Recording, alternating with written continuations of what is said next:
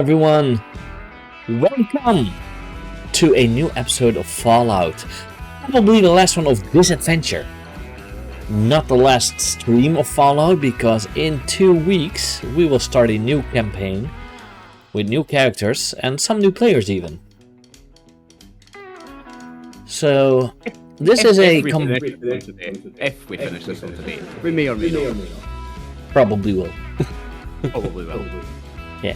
This is a combined stream today, especially as a collaboration together with THC, which is RX Oliver's channel, and it will also be streamed on Chris Kidd's channel, hopefully with a different overlay, because otherwise Twitch would have problems with it.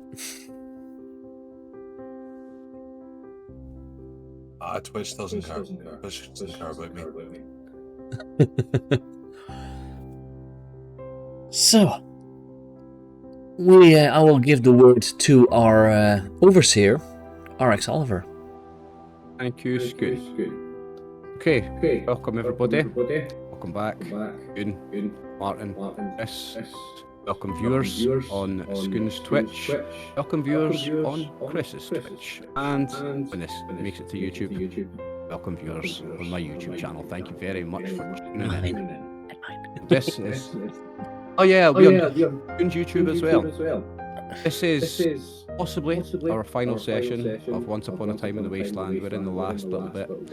Like Scoon said, after this we are going straight into another Fallout campaign. So if we finish this today, in 2 weeks we'll be back with new characters and even new players. Familiar faces, but new to this team and this group.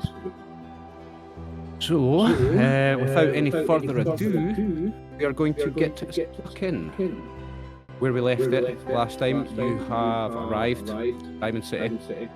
You have parted ways with Dr. Ras temporarily, who is going to meet you at your room in the Dugout Inn, once you're ready, once you've done all your stuff that you need to do in Diamond City. And so far in Diamond City, I believe that you have been to Arturo's Guns and Weapons shop, and that was about it, eh? Yeah, we went to one shop that I remember, Yeah, so I made a couple of mistakes. He shouldn't have had armour. That should have been a different shop, but it's fine. Also messed up the prices a little bit, but it's fine. Nothing's gonna affect anything really, and it's all learning experience for me. So I'm the money guy here. Give me my money back. I believe Old Tallman got some new armour. Marvin got some new armour. You got some weapon upgrades, I believe. Got some spikes into some baseball bats. And that was where we left it, I think. So, we are in Diamond City. We have a room for the night booked at the Dugout Inn. And we have the rest of the day before you are to meet Rast. Want a quick reminder of the other businesses and the other places of interest in town? I will give you that now. You have Chapel construction site where they're building the All Faiths Chapel. That's where you saw a sign outside it that said "Up house tonight, first rounds on me, lemons." That's what you saw there. Chapel. Are you making notes, Chris? Nice one. You've got Chemi Care, so that's chem-i.care, where you can buy chems. The Colonial Tap House. The Colonial Tap House is a bar, located within a large scrap metal structure surrounded by a single brick room. Blah blah blah blah blah blah. Then you have Commonwealth Weaponry, where you've been. Arturo's shop. We also got the award for killing the Mirelurk that killed his friends. Diamond City Surplus, which is a general store, the busiest shop. It stays open 24 hours a day. Catch up. This one. We have Diamond City Radio, set in a dinky metal trailer, and struts over a small lake. We have Dugout Inn, where your room is. Oh. Yeah, the Dugout Inn is where your room is. Yes, that's right. So Tap House is another bar, the Dugout Inn is where your room is. You have Power Noodles, which is right in the centre of the Market Square section of Diamond City. I believe it's that smoking tower you see here. Yes. So on this map we're looking at, it is that tower with the smoke coming out of it. That's Power Noodles. You can actually see the sign that says Power Noodles there. You see a Mr. Handy robot buzzing around that serving people. You have... And that's it. That's the places of interest for Diamond City. Oh. It is yours, guys. What would you like to do next? I think we said in the last session, Martin, that I think we were talking about your armour was going to take 24 hours to make, but then we decided it didn't, right? He just went and got it. Your armour's done. And I've checked it's on my sheet because that's what I wasn't sure. And when I scrolled up, it's got how many caps and stuff we've spent, so yeah. Marvin, your armour's done. It's fitted. Don't you fucking worry about how many caps you spent, you fucking arse bastards, you know? About how many? It's about how many you're all happy. I believe, if I'm not mistaken, Happy loaned you 40 but wants 50 back. He's got a 20% interest rate. Yeah, well, you can look at my fist if you want to know when the payment's coming in. That's alright. Don't forget I know how to do armour mods. They don't mean that they're going to benefit you. I've got them on, I'm fine. Remember, I'm the big guy in this game. I just look down at you. Gotta sleep sometime.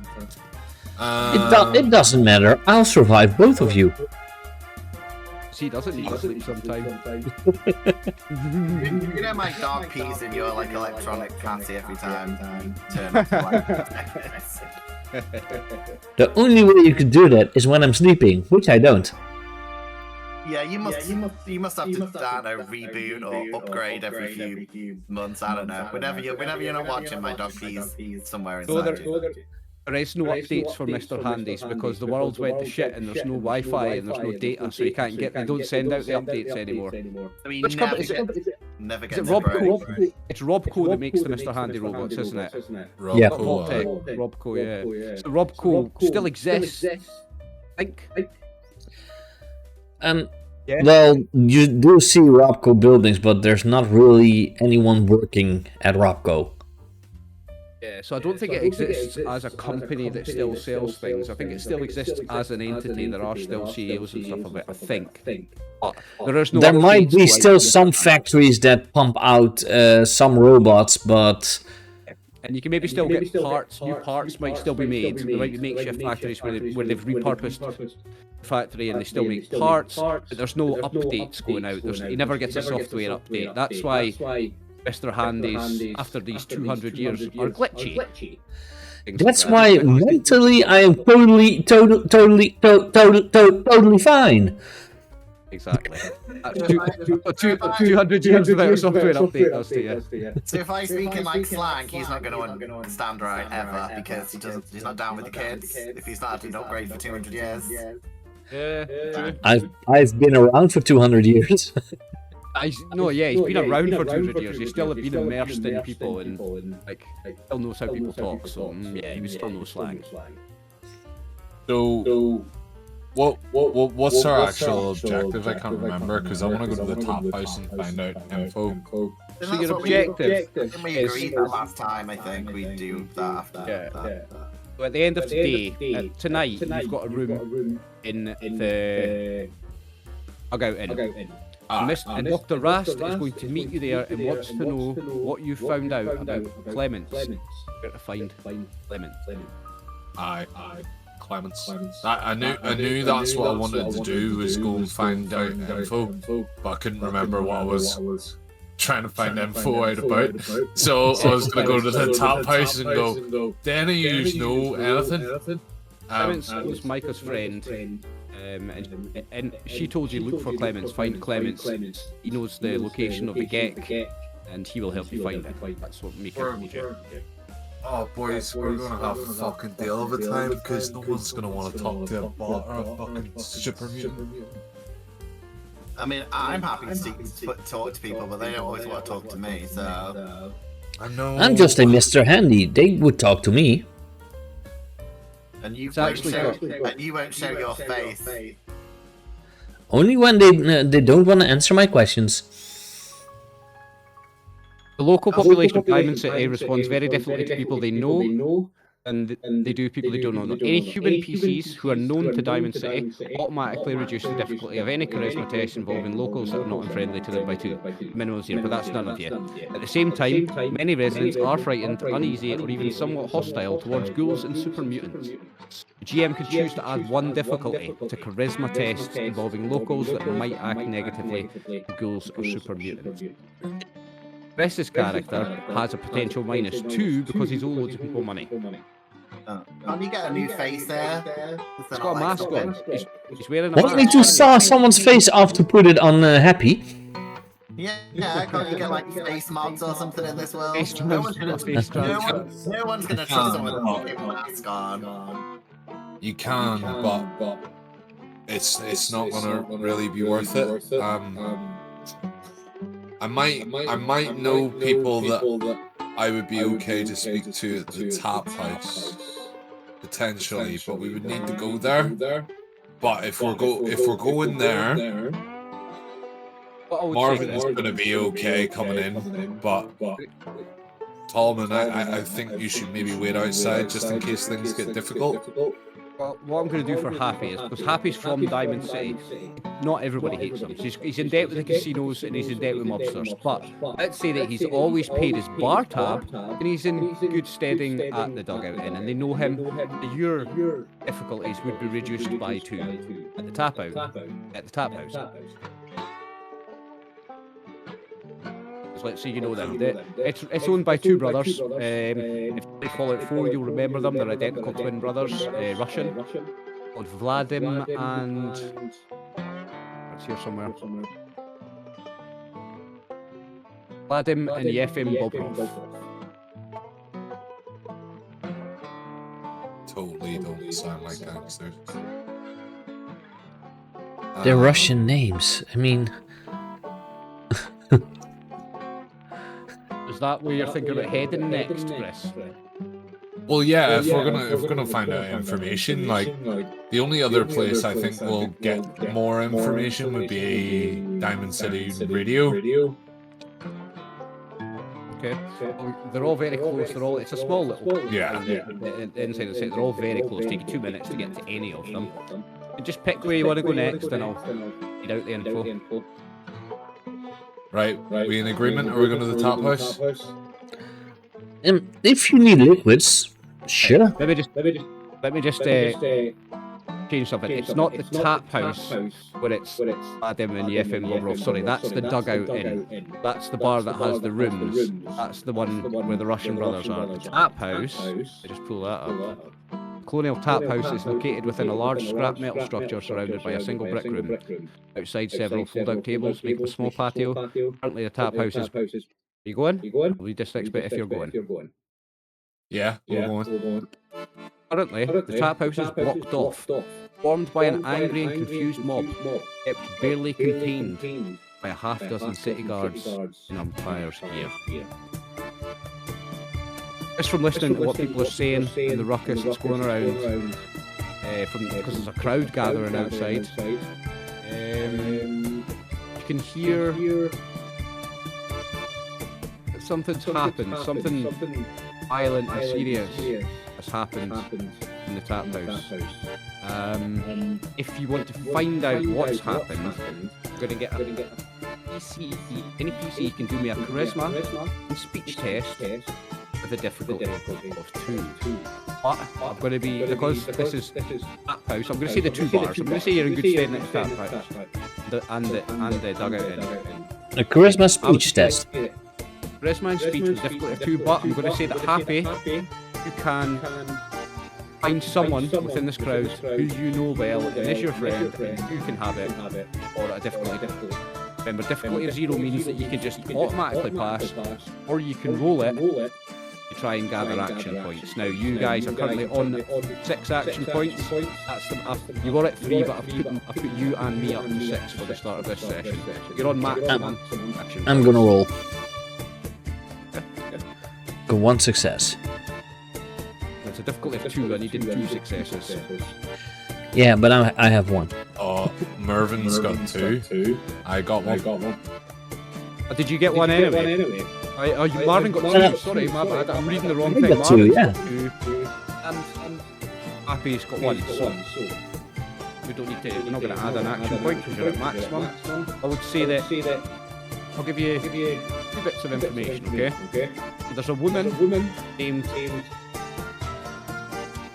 Liza Knox has murdered another woman. And another woman named Jessica during a heated argument or bar fight. Second piece of information to give you is the reason why. Jessica was a ghoul who lived in the city for years without her degeneration going noticed. Earlier tonight, she's drunkenly slipped and told her friend the truth at the bar, and Liza's overheard, leading to an argument turned murder. Ghouls are not welcome in Diamond City. Instead of giving you an action point, you're at 6, I'll give you the last piece of information then for free, okay? And that is... I'm not going to just give you it. Does anybody ask about Clements? Because it's a bit of information about Clements. Does anybody ask about That's why we were going there, so yeah. Clements is a newcomer to town, and he was in the tap house when the fight broke out. Tried to stop Liza. His nose got broken for his effort, and he left the scene before the guards arrived. He was here earlier tonight.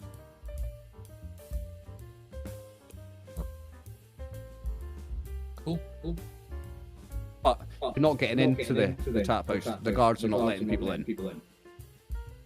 But I'm not people. But they're not letting anyone in. If you,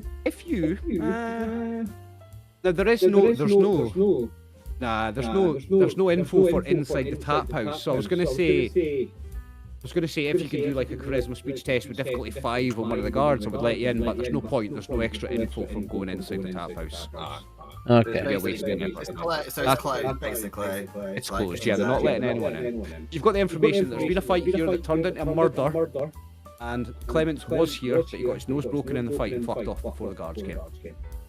And was it the ghoul that got murdered? The ghoul got murdered, yes. Yeah, it's hard for a ghoul to break his nose when they don't have a nose. It's not all ghouls don't have a nose. That's once they get to a certain point of DJ. And they'll start off having a nose. She would have had a nose because her degeneration hasn't been noticed yet, so she's obviously not far along. You know what I mean? She's not got a nose in 2 years. How do you maybe her nose fell off when she was talking to her friend, and that's how it all happened? Maybe she got drunk and forgot that it's rude to pick a nose and was picking her nose and doing it too hard and it pinged off. Yeah, that's what I reckon happened. That's how I picture it. She was picking her nose and went bing and it flew off in the woman's face. Go! Yeah. It wasn't her friend that she confessed being a ghoul to that murdered her. It was someone else that overheard. Someone else in the bar overheard. And it wasn't her friend that murdered her. Another person in the bar overheard it. It started as a fight, turned into a murder. So shall we try and find Liza York, because she's the friend who had a fight and then the friend got killed?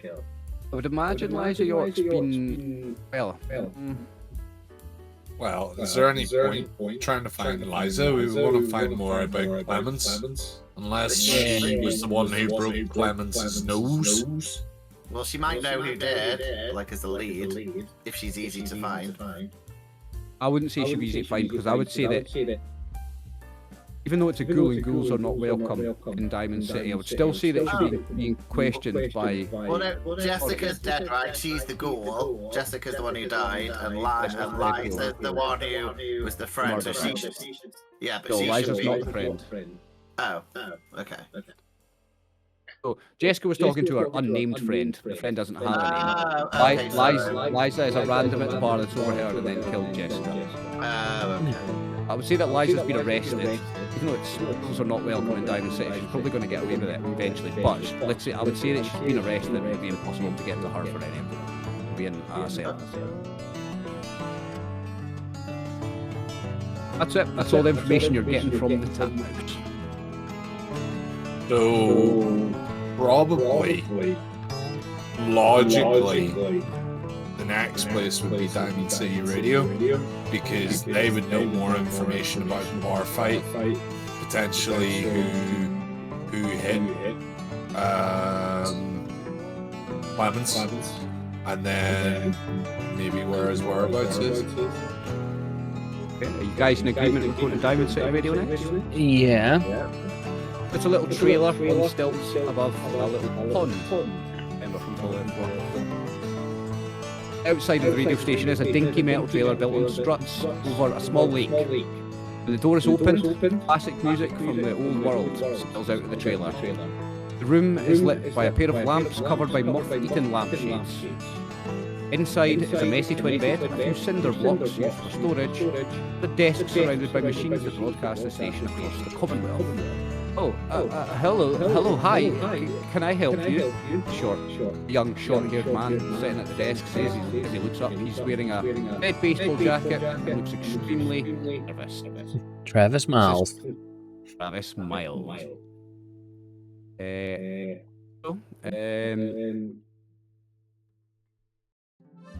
What would you like? How would you like to introduce yourself to Travis? What would you like to ask him?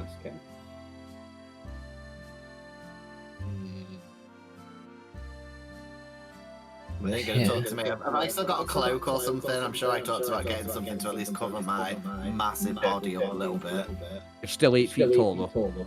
I know, but I'm like, 8 feet tall, but without my fucking unicorn horn showing. So yeah, at least trying to look blend in. He's a bit nervous when you come in, and I'm going to say that you, as a super mutant, would get a +1 on your difficulty if you try to ask him. No, I'm not. I'm just staying at the back. Yeah. Hey, it's Private Investigator Timmy Doyle. I've been sent here to find out a wee bit of information about a citizen from here, Mr. Clemens. I believe from the information that I've ascertained so far that he was in that bar fight that happened at the tap house. Would you know any more information about that? I'm trying to ascertain his whereabouts. Okay.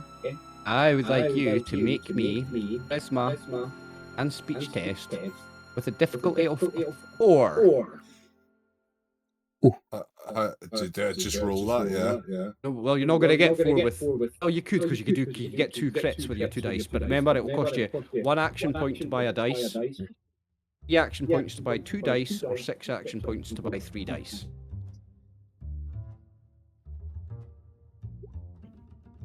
Oh. Well, I fucked it.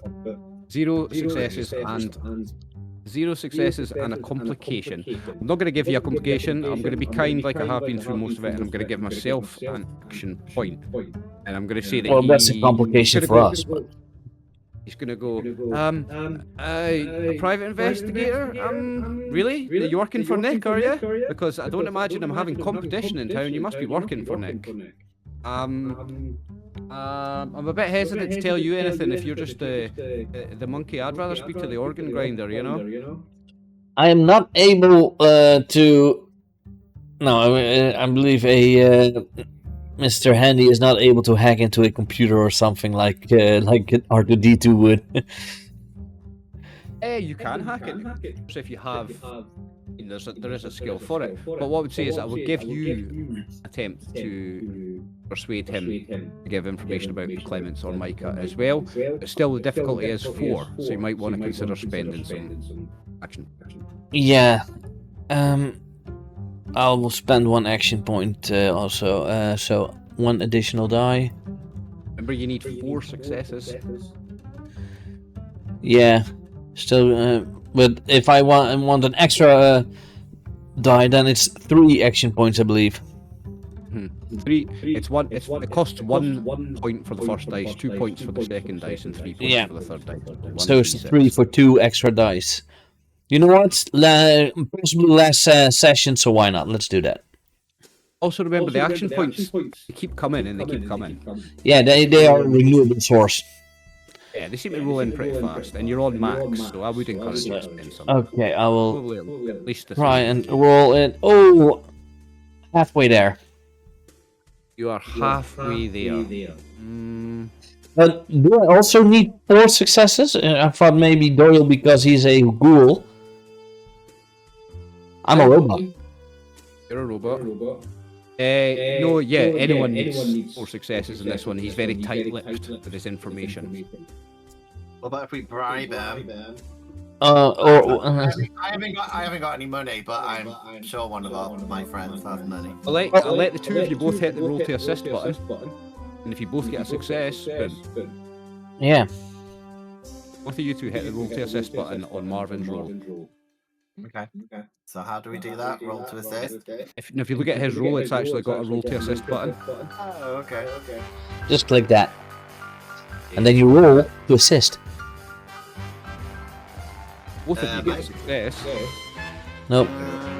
Mine didn't work. Mine says you're attempting to use a roll command looking for the value of a selected token, but no tokens are selected. So we have to click on something. I'll click on your token. So click on your old tall man token first. Oh, okay. And then what input value is it? Then you just click roll to assist, because then it takes the values from your text sheet. I think you've got to pick. Yeah, so attribute and it's. Oh, so you got. You've rolled on strength athletics. That's not what you need to roll. Hit the roll to assist button again, and then the drop down. Go charisma. Okay. Submit, and then in the second drop down, speech. Okay. There you go. Hmm. 2 successes. There you go. Nice. That means we got it. Oh, we got a That was your 2 point last back. chance. That was your last chance to get this info. Travis is very tight-lipped, but with your hours of persuasion, he's going to give us information. I would almost see all comments just standing there. Really? First, he's going to tell you about Mika. I forgot to ask, but I'll give you it. Mika and Travis were friends. Very worried about her. She was constantly paranoid that she was being followed. That's why she lived outside of town. Not even Travis knows where her home is located. Clements is an old scavenger who came to the city recently. People seem to like him a lot, and he's been volunteering to help build the new chapel near the gate. He gave Travis a high five once, and it really hurt. It really hurt. Yeah, that's all the information you'll get from him. Well, a high five that hurts could mean that the person is just pretty strong. Or is the synth? So we can't ascertain who the fuck Mika is because we don't know who that is. No, so you know who Mika was. Mika was the woman that you died, the vault dweller that was the one that gave you this. Oh, the one that gave us this mission. She's the one that gave you the find Clements and find the new promised land. She's the one that told you to look for Clements. Clements will tell you where to find the Gek. The Gek has a transmitter on it. That transmitter will contact her vault. You can contact her vault. She's from another vault. She left the vault because her vault was dying. Left the vault in search of a Gek. Found one. Got it hidden. People have been after her. She's died while away from it. The only person that knows where that Gek is Clements. You need to find the Gek and then decide what you're doing with it. She's not from Vault 111 then. Because that Vault Vault 111 died. is the Fallout 4 one, isn't it? Yeah. And since this is Diamond City, this is the area of Fallout 4. This is set about 2 years before Fallout 4 though. This is pre the events of Fallout 4. Well, 2 years before your hero from Fallout 4 is unfrozen. Yes. So, wait, no. That could mean that your character is frozen, but the wife or husband, depending on what you're playing, is killed. Give or take. Yeah, because he came out some time after the wife was killed, didn't he? No Yes. spoilers, but some people might not have played Fallout 4. Spoiler. If you haven't, fucking do it. Go play Fallout 4. Yeah, go play it. Stop watching this. Go play Fallout 4. Come back to this later. Go watch the pros. Go play with the pros.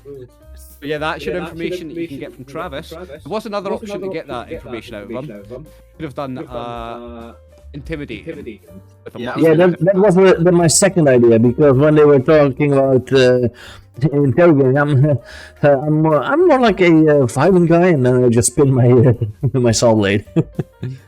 Yeah, you got the information from Clements, is an old scavenger who came to the city recently, and people like him. Mika was Travis's friend. He's very worried about her. Do you tell Travis what happened to Mika? Yeah, I don't see any harm with doing that. I think Marvin would be that kind of guy who just blurted it out. Yeah. No Oh, decorum. well, oh yes, I've heard of Mika. He's dead. Yeah. Okay, so Travis will be quite upset at this.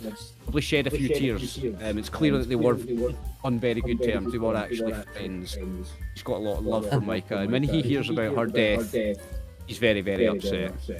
Happy, do you have a soldering iron? He's leaking.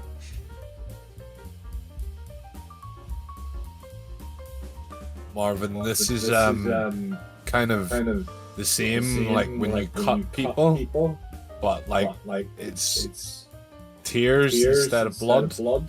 It's like water, fluids. Don't worry, we'll get you like a biology update, and maybe that'll help. With combat, not with emotion. You're fucked on that. He's got no chance. I know biology. I know where the spleen is. I know where the guts are. I know where the heart is.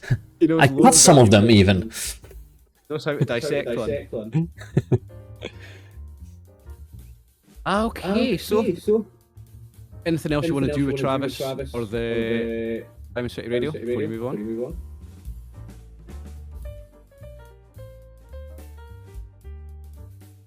Do you guys want to go shopping more before we go to the chapel? You guys need to buy anything before we investigate more? I don't. Going to the shop will be the last thing we do, because we'll need to go through an inventory. Do you know what I mean? So I think we would be better doing everything else first.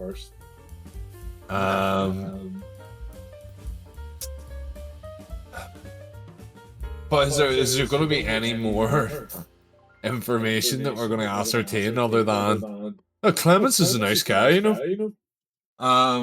With a massive hand or something. I'm not going to tell you whether it's worth looking or not. To work that out for yourself. I want to go to the noodle shop because it sounds like it'd be so boring, which means it's probably got like shit there. Oh, please go to the noodle place. It's fun. That's what I know it's a deal. We will go to the noodle shop. But Yay! we'll go to the chapel first, and then we'll see what's happening there. Okay. Yay for noodles. That's a bit one. The chapel picked up.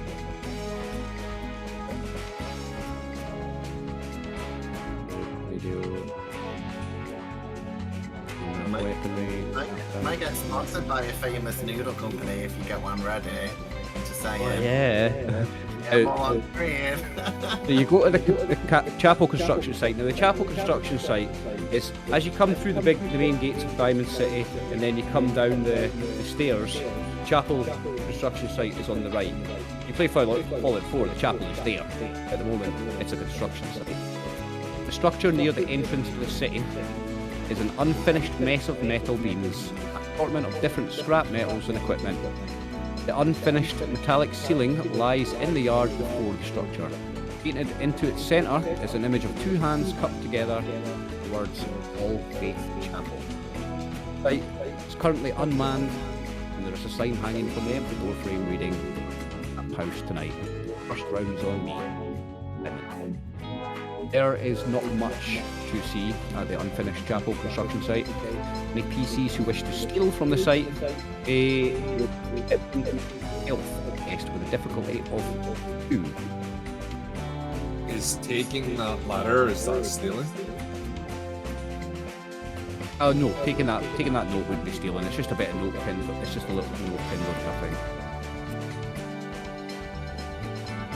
Yeah, I ain't stealing from her. Have you seen that episode of The Simpsons where they take the one cinder block and then they don't build the children's hospital? I ain't gonna be caught in any of that shit. I'm gonna leave all the stuff where it is. Anyone want to steal? Is there anything that looks like it's got striking value? Not immediately, no. Like, is there like a cap cache sitting there, or? No, not unless you go investigating around. Now, if you want it, so at surface level, you don't see anything. If you want to look for stuff, you would then be stealing. Whether you find stuff or not, you're snooping around in a dodgy way. And if you get caught, you get caught. Okay. And it's a church, which I'm guessing people It kind is of want to be there. It is a church. It's a church of fucking Adam. The fucking weirdos. Yeah, Or is it I'm not good at sneaking because I have 0 in sneak. All Faiths Chapel.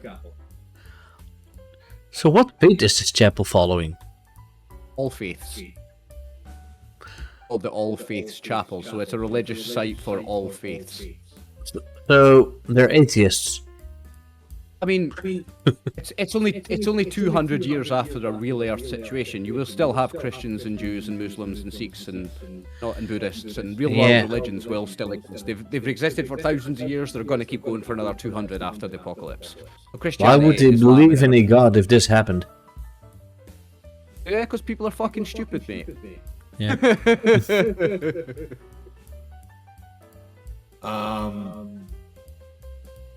I'm not gonna bother because it'll draw too much attention if I get caught. So I don't want to do that. Okay. Well, because you made the morally nice decision, I'm gonna tell you what you would have found. It was only going to be 2d20 bits of junk. You've definitely made the right call. You definitely made the right call by not around, because there was a chance to get caught stealing there and big problems. That's it for the chapel construction. Right. Well, that was Okay. disappointing. That was disappointing. I thought we'd at least get to meet like a robot vicar or something funny. But It's just a construction site at the moment. Building site. Yeah. I was I gonna would have have almost thought, yeah, well, not a handyman, but Mr. Handy, but those other ones, those other robots, what are they called? Robo-brains, Spectrons, Spectrons, I believe. That That they can. The? Protectron, it's called. It's the one. Yeah, the big- Protectron, and then with a Victor programming. Yeah, like the cowboy one in New Vegas. Yeah. Yeah, like him. Yeah. Maybe that would have been cool, but it's not yet chapel. It is at the moment just a building site. You play Fallout 4, it's a chapel. Okay, so let's now go and get some food because I'm hungry. So we'll go to Parnudes and we'll see if there's anyone about there who may be seeing the direction that Clemens went after the bar, because like all Fallout NPCs, they don't move from where they are and they stand there all day, every day.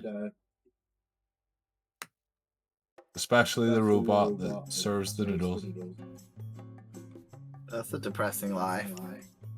I've just clicked show to players. Did it pop up for you? Artwork? Yeah. Yes. That's Power Noodles. Sweet. Cool little artwork. Oh. So is the one who's got all the money gonna buy his noodles? Because I'm scared they're gonna ask for my dog. I don't want them to take my dog for the noodles. A tall tower of patchwork devices and scrap metal stands in the centre of Diamond City, easily visible from afar. Power lines extend from conduits higher up on the tower, stretching across the city to provide electricity to its other buildings. A giant neon sign that reads Power Noodles casts a bright glow to the dirt-packed streets beneath.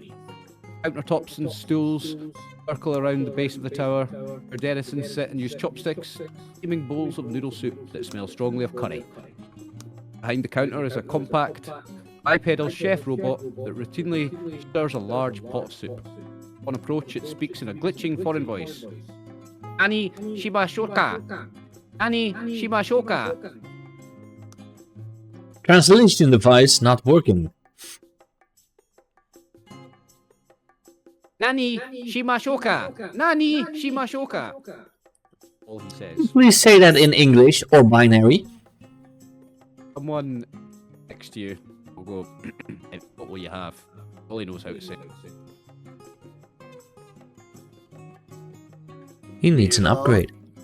I want big noodles. I want, because I'm a big boy.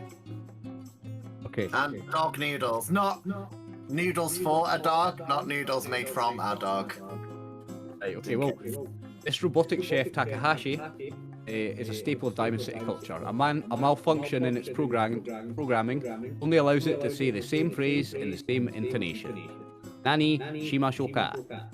Takahashi sells noodle bowls for 20 caps and is incapable of changing its prices. 20 caps that's a lot of money, right?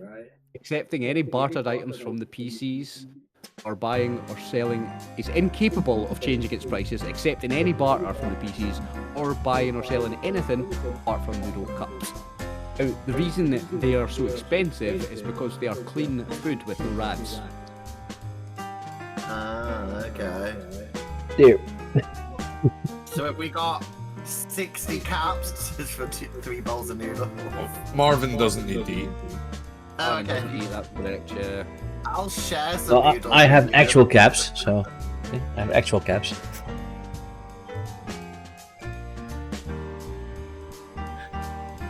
Yo, So we can't barter anything. We've literally got to pay them. That's the only option. yeah. Not accept barter. He will not lower its prices. He cannot do anything except say one phrase and sell noodles. Is it really busy? Is it like there's lots of people? Yeah, there's lots of people sitting around actually. If you want to talk to any of them and strike up a meaningful conversation, you can again make a charisma and speech test with a difficulty of 2. Are there any mutants there? Or ghouls? Because I want to speak to them. Okay, there's no point in me talking. Just humans. You're lucky to be inside, even. Yeah. You could talk to. You can't talk to the robot because it only says one sentence. Yeah, so yeah. Talk to it, but only say one thing back. The noodles don't need to be eaten now. They can be added to inventory, right? Add them to your inventory, yes. Remember, you need to eat one time every day and drink water one time every day. Marvin, you don't. Okay. Does old Tomlin have to eat as well? Tom Yeah. doesn't drink. Yeah. Oh, but he can eat flesh. No. No, No? it's ghouls can eat radiated food. Ghouls don't suffer radiation damage. In fact, if ghouls take a certain amount of radiation damage, it heals them. Yeah. If Yeah, ghouls I want it to be- sleep in irradiated areas, they get a healing. Yeah. Same with Children of Atom, which is one of the new classes. Yeah, I wanted to be a cannibal, but it wasn't on that list, so I can't eat people. Okay. Well, I'm gonna buy 4 4 noodles. So that's 4 by 20, which is 80 caps. Have you got 80 caps? It has, you Yeah. got 200 or 250 Shit, for the you mile. can tell anyone how much don't- money I have. I've not even been barely bothering with caps, so yeah, that's maybe why I haven't got any food. Sweet. I don't really need a lot. I don't have a lot left now because I only have 3 or so. Yeah, 3 So, caps. Tolman, that's a total of 100. 90 caps. Yeah, 100 plus your 100 debt. if it's interest rate. Yeah. 100 caps you owe me, yeah? And you can add 2 noodles to your character sheet, and you can We don't have to do that, but I mentally know 2 noodles down. I need to eat 1 now anyway, don't I really, for the day? well Yeah. you can eat it now if you want. You can eat I'll any eat time one. of the day. You can eat any Okay. time of the day, but you eat once per day. Okay, I'll eat the noodles, and then that's covered me, because I haven't got any other food, and then I've got 1 noodles left. Have you got any water? I think so. I have some water, but it's gonna cost you 20 caps. Okay, go for it. It's our last game. I don't mind. What True, about true. 40? Here's the thing. You're not going to play these characters again, even though the next 2 campaigns are going to be canon and on the same timeline. This is the end of these characters. Oh no, I have got. Actually, do you know what? I have got some water. On my sheet, it does say I've got some. So. Might as well do it now while we remember then. Both of you take 1 food and 1 water off for today. Oh no, I've got quantity of 0 water, so I do need to borrow water. It might be that I've created some water because I have that purifier within me. Marvin has a purifier module. Yeah, I've got the integral boiler mod, which allows me to, once per scene out of combat, turn 2 dirty waters into 1 purified water in 10 minutes. Have you got 2 dirty waters? Yeah, you've got 2 dirty waters, because you could just get a container and go to that fucking little pond that was under the Diamond City Radio. Yeah, and there are I believe water fountains around. This used to be a baseball stadium, so there are water fountains around. There will be water fountains. It'll be irradiated water, but you can turn dirty water into clean water. Yeah, it only takes 10 minutes per scene, because once per scene I can do that. You've got to have an item to put the water in, but you guys have found lots of junk. Junk can be plastic containers, in cans, things like that, so you can easily contain the water. Yeah. You don't have to go into the actual semantics of what you're putting it in. You've got something. So you're going to create a clean water for old tall man for today then, yeah? Sure. Oh, we didn't have to. You don't put. I'll just suck it out of his moderator teats or whatever it is. Straight from the tap. Yeah. Yes. If you try to suck water out of my boiler, prepare to get your lips sawed off. I mean, I'm just trying to conserve our environmental resources. But if you don't want me to show you love, that's fine. If you're trying to save the environment's already fucked. Already fucked, there's no saving it. And it's people like you are why this world has gone to shit, because you won't let me suck your tits. So I don't have tits, I'm a robot. Well, everyone has a tit somewhere. That's how the world's made. No. Are you asking any of the fellow patrons any questions about I think one of us should ask them how they can all afford these prices. That's what I think, because they look like they must be just crazy rich for these 20 caps noodles.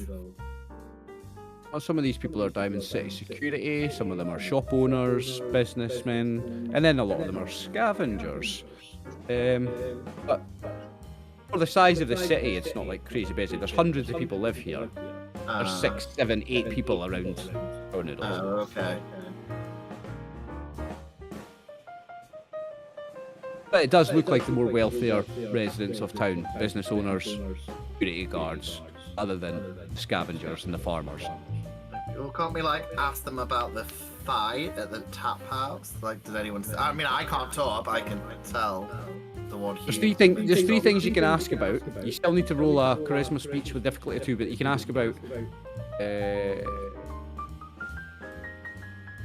Oh no, you've got to roll charisma and speech with a difficulty 2 just to strike up a meaningful conversation. Then, if you manage to do that, spend action points to ask about jobs, about rumours, and ask about Clement. I'm gonna get happy to do it because again I can't.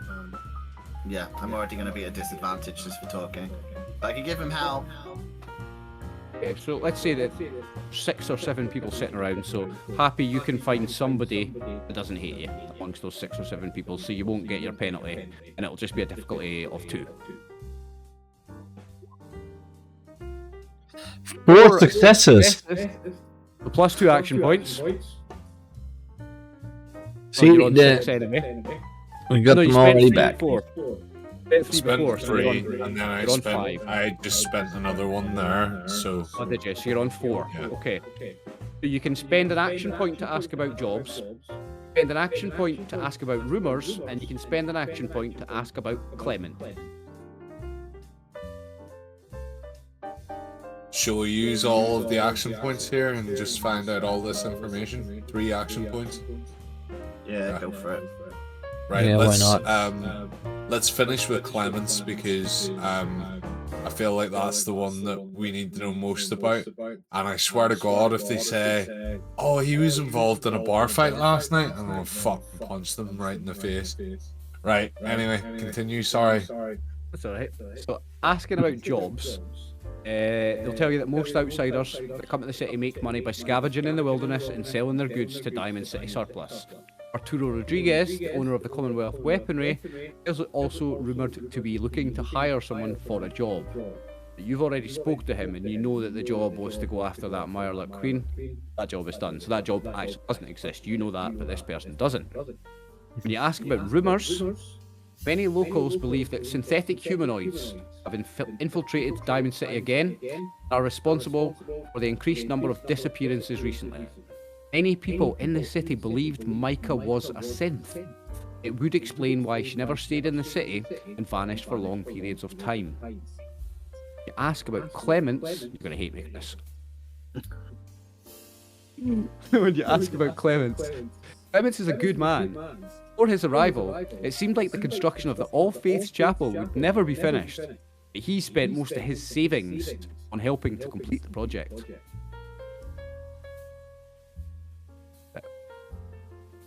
This is where you click the tab bar and just reel through all the same information that you've got from the computer game. Yeah, that's it. That's all your information you get from Power Noodles. I think you should ask for one of them things back for that. If I was to start a bar fight at the noodle bar, what would happen? Food fight, expensive food fight. You know because you live here, Happy, what would happen. So I can tell you what would happen. You'd be surrounded by Diamond City guards. And probably arrested. Awesome. Or otherwise, in other words, she'll be home. If you resist arrest, bullets. Yeah. Let's not do that. You know that Diamond City security are all armed with a firearm and a shock baton. At least a baton, but usually a shock baton as well. They're well armed. They're armoured as well. They have like riot gear body armour and full face helmets and stuff. Right gear. Can we press F5 and then I just fucking batter everyone, and then when I die, then we'll just come back to the same point? No. Okay. There's no quick saves in TTRPGs, mate. Unfortunately. But this is Fallout. Can I press the It button? has a function in Fallout 4, so why not here? I'm gonna press the button so I just dance around for 5 minutes. That's what you do in computer games these days, right? Yeah, like if you leave the controller for long enough, they will usually do start to dance. Yeah. Dance around. You just go. Nah. We're just standing still and you see the camera floating around us. Mm-hmm. Yeah, you'll notice that there is iBots floating around as well. Not just the security guards, there are actually the occasional iBot going round. iBot is a floating robot that's basically a security camera. There are 2 or 3 of them floating around Diamond City. Right, So we have no idea where this Clements guy is. Or not. we found out fuck all. Absolutely fuck all. You know that he's a nice guy, he's helping fund the church, and that he tried to break up a bar fight and got his nose broken. Is he at the hotel? We've not been to the hotel yet, or whatever the equivalent is. Well, we will go there last because that's where we're going to meet your fella the night. So if I got my nose broke, I'd go to the hospital. So let's go to Chemicare and see if he went there to get a stim pack or patched up by the local doctor. Okay. Good thinking. This simple building has a sign above it that reads MI Care. Motions painted on its walls advertising for chems, such as Buff Out and Mentat. Leaning against one wall within the wide open entryway is an old grey-bearded man wearing a blue cap and stained white long-sleeved shirt. When he notices your approach, he crosses his arms over his chest and gives you a slight nod. 2 seconds, I'm going to turn my music back up again. This playlist I've got on for my background music is really inconsistent. I have to keep turning it up and down. Reviewers. Okay. So the shop owner, Simon, Is a blunt but intelligent fellow that sells a variety of stim packs, medical equipment, and chems at standard prices. He doesn't buy or trade supplies from the PCs due to licensing issues. Instead, he informs you that the Diamond City surplus is the place to go for barter. Additionally, he is willing to treat any PC's wounded and crippling injuries for the price of 50 caps. If a player passes a charisma and speech test with a difficulty of 3, they may learn something from Simon. You got more healed up. I did actually see Clemens. He was a very nice guy, and he worked at the chapel. And do you know what? I fixed his nose after a bar fight. Sorry, am I preluding a wee bit too much here? Right, let's.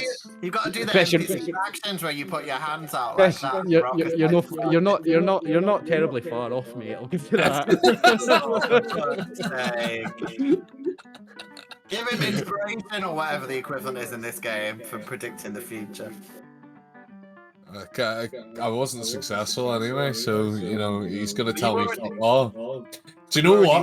Do you know what I'm gonna say to him? I'm gonna say, by any chance, did you know Clemens got his nose broke at the bar fight? Did he come here to get it fixed? And I heard he was a really nice guy that worked at the chapel. Do you know anything about that? I don't know. I don't know the man Clements. I've heard the name a couple of times from some of the construction workers that are building the chapel, but no, I don't know the man, and I haven't fixed any broken noses recently. He's more of a. It's logical he would not tell us he knows it. There's something called doctor-patient confidentiality. Hippocratic oath, isn't it? Yeah, but 200 years later. Yeah, Hippocratic oath. No, I think something like.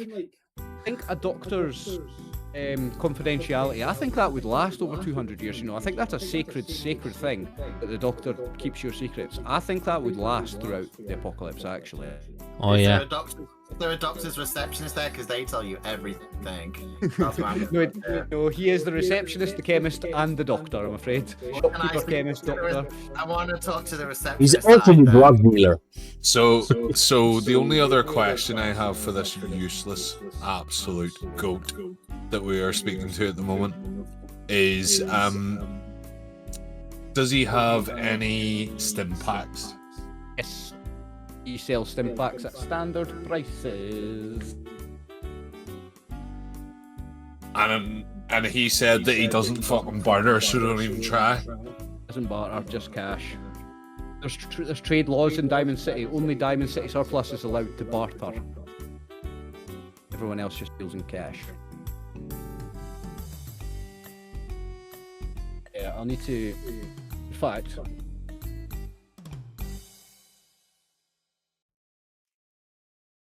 Cost of a stim pack is 50 caps.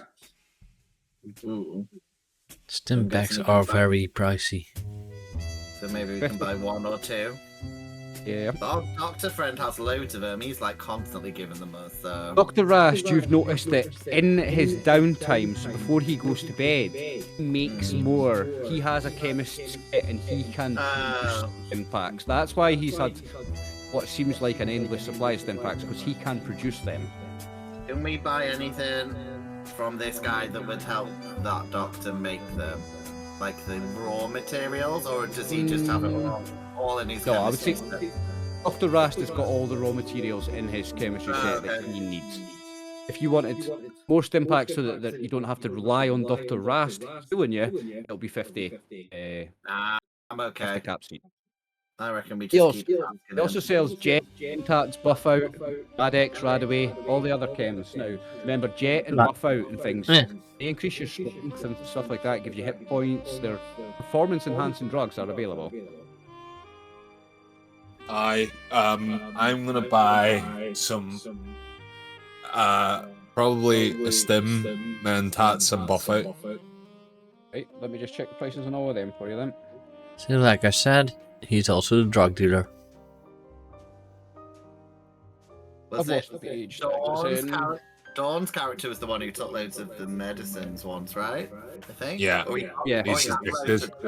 What did you Yeah. say? So a stim pack was 50, Chris. What else did you want? Mentats and And buff buff out. out.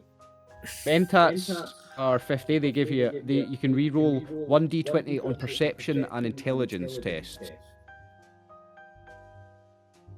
Mentats make you smart. If you want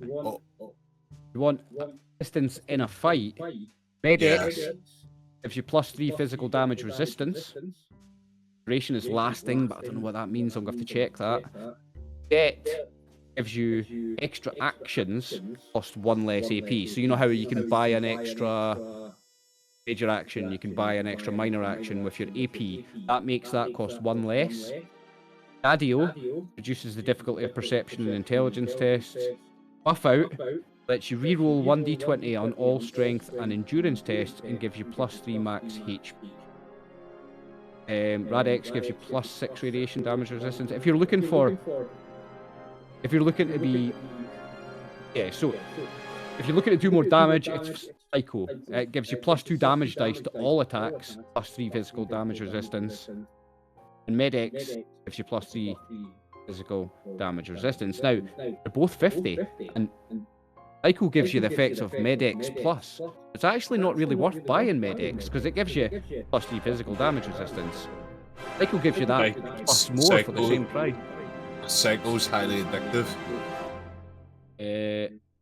Addictive, yes, 2 for Psycho. So is Med-X. Med-X is the same level of addictive. But there's almost no point in buying Med-X, actually. Because you get all the same effects from Psycho, plus you get +2 damage rolls on all attacks. Right, well then, I'll buy 2 Psychos and 2 stim packs. So that's 200. 200? Right. 50 each. You must be just about out of money then, yeah? Yeah. That's what you can buy from him. Aye, and then you've got Old Tolman. I'm assuming Mervyn, you've got nowhere to stick a stim pack or a. Can't be healed by stim packs. He needs to be healed by a iron's repair test. And drugs are no good to you either, so. Drugs are no good. No, I do have one repair kit. I'm carrying one repair kit with me still. Does the repair kit make it makes the science repair easier, or it means you can do it all? Robot repair kit. He'll 4 hit points to robot or power armor. If you use it. There's no skill test. That just heals you. It's like jabbing a robot. That's like a stim pack for a robot, basically. Yeah. Otherwise, The thing is, you can heal somebody without a stim pack by using a medicine check, just like you can fix a robot by doing a repair check. yeah, a repair intelligence check. That's why I have 5 points in repair. Repair yourself. To be able to do that, yeah, if necessary. So, Happy failed his charisma test. Does anybody else want to make the charisma speech test here? Difficulty 3. I have the same score, I believe. Yeah. Remember, you've got Maybe I can roll to assist. One dice can be a. Yeah, I'll let you roll it. Well, thing is, roll to assist's only going to give you one success. Crits count as 2, don't they? Crits still count as 2. Yeah, roll it. Yeah, let's see, that is charisma, speech.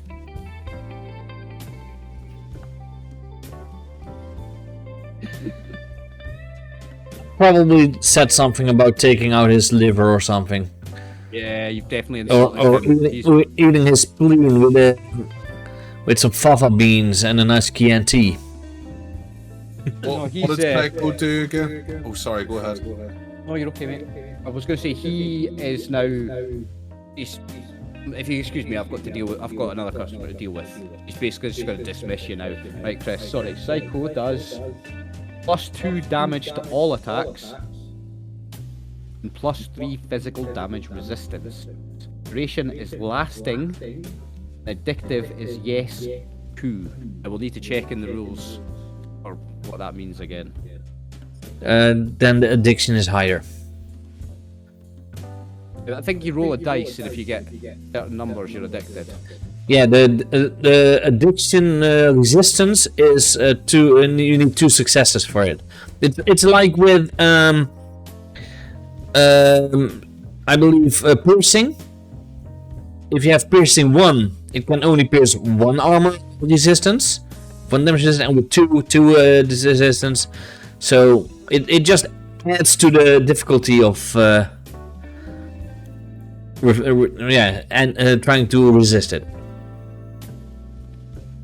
We will look up the addiction rules if he takes them. Need to worry about it just now. Not an if, it's a when, but it doesn't matter. I'm just gonna die after anyway. Right. So we'll bid the doctor good night then, and what I'll do is, because I didn't open it up to start with, what I'll do is when we take our halftime break, I'll open up the PDF of the core rulebook so that I've got all those tables, because they're not in this. Okay. I'll open them up on the halftime break. So we have been everywhere, apart from Dynasty Surplus. Yeah. So the Chapel Construction Site, Chemicare, the Tap House, Commonwealth Weaponry. You've been there, yeah. Diamond City Surplus is the one you've not been to. Diamond City Radio, you've been. And the Dugout Inn where you're staying, you've been.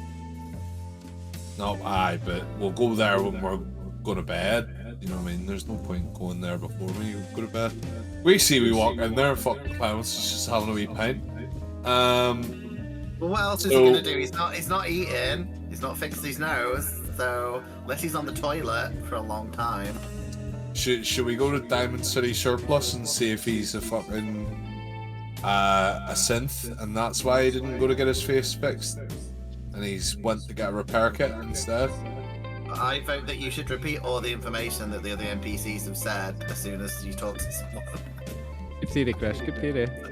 Say, I've got you some information about Clements, and then see if they go, respond with the same. I'm going to save you some time. He has no information on Michael or Clements. There's no role for it. Oh, okay. Cool. Mr. Handy Bond runs that. Okay.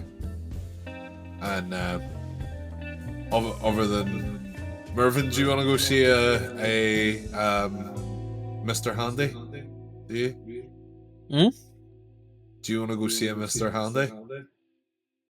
No. Okay, sweet. I'll go and see one. I'm interested. Okay. Oh, okay. Why would I could just look in the mirror. Chris is sending me on like a really weird date where he's planned this or the whole thing, and I'm like, oh no, that's cool, thanks. Like, I want to go there. So this simple storefront is a mess of shelves and desks, cluttered with random objects. A heavy metal door in the back seems to lead to a storeroom. Floating at the centre of the storefront is its nighttime shopkeeper, a Mr. Handy robot with the name tag Percy, hanging loosely from one of its ocular units. Noting your approach, Percy intones in a polite male robotic voice. Welcome to Diamond City Surplus. We sell everything: stimpaks, ammunition, outerwear, dinnerware, and explosive. Surplus stores the city's busiest shop. It stays open 24 hours a day to deal with trade demand. It is the only store licensed to buy items from traders. We made a mistake earlier. You sold guns to the gun guy, but it's fine. And you sold them here. It was a minor mistake that doesn't affect anything mechanically. I forgot I can reroll a single d20 on any charisma-based skill test because I have a formal hat. Oh yeah, you do. Well, I forgot to give you a complication on that last one, so re-roll it and make sure you don't get another 20 then. Just roll one dice, don't get 20. Avoid a complication because I forgot to give you one for that last roll. You get complications on assists. Can't believe Martin owes me fucking 700 cap. That's There you go. that would even be a success. My character yeah. does. I ain't giving you 700 quid. It would indeed be a success, Goon, but you needed 3 successes and Happy only got 1, that's only 2, so he's still tight-lipped, you don't get any information. I thought the doctor's fucking useless anyway. Fuck him. arsehole. Didn't even know him. Right. Percy is polite, as most Mr. Handy robots, and interested in purchasing anything you've got to trade. If questioned about Clements or Mika, he graciously declines to answer, citing its programming and professionalism. Is the robot? Does the robot hate me, or can it not hate me because it's a robot? Robot's neutral. It doesn't have human emotions. It doesn't have what's the word? Prejudice. It doesn't have prejudice. It's a human thing. Well, I'm gonna say it's a very handsome robot. I've never met a robot as handsome as you, and see what it responds. Why, thank you. You are a very handsome super mutant. It is a pleasure to meet you. My name is Percy. And he holds out his pincer hand. It's one pincer hand. I'm gonna kiss it. I'm gonna kiss it and say, "Oh, Shantae."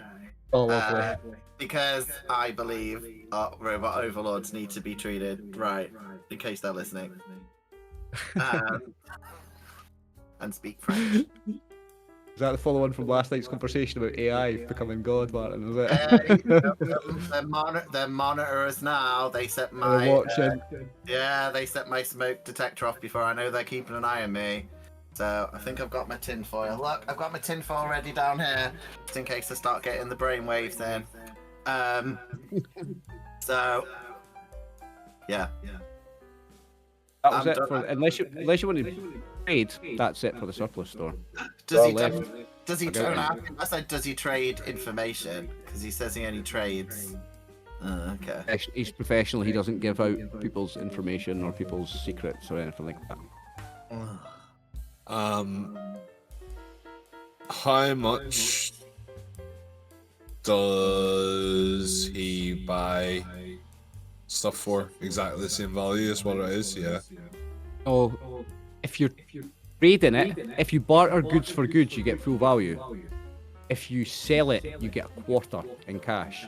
So what you should do is trade goods for goods until you don't have any goods to sell left, and then buy goods. Because he'll give you full price in goods for your goods. It's straight swap. You're only getting a quarter back in cash. Okay. Let me have a look. I think we made a mistake and sold your guns to the Arturo anyway, didn't we? Yeah, I think we sold all our surplus, right, to the other.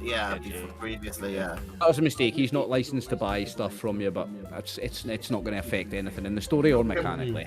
Can we tell the robot that there's a human trading illegally? No, because that's you punishing the GM for his mistake. That's what that is, you meanie.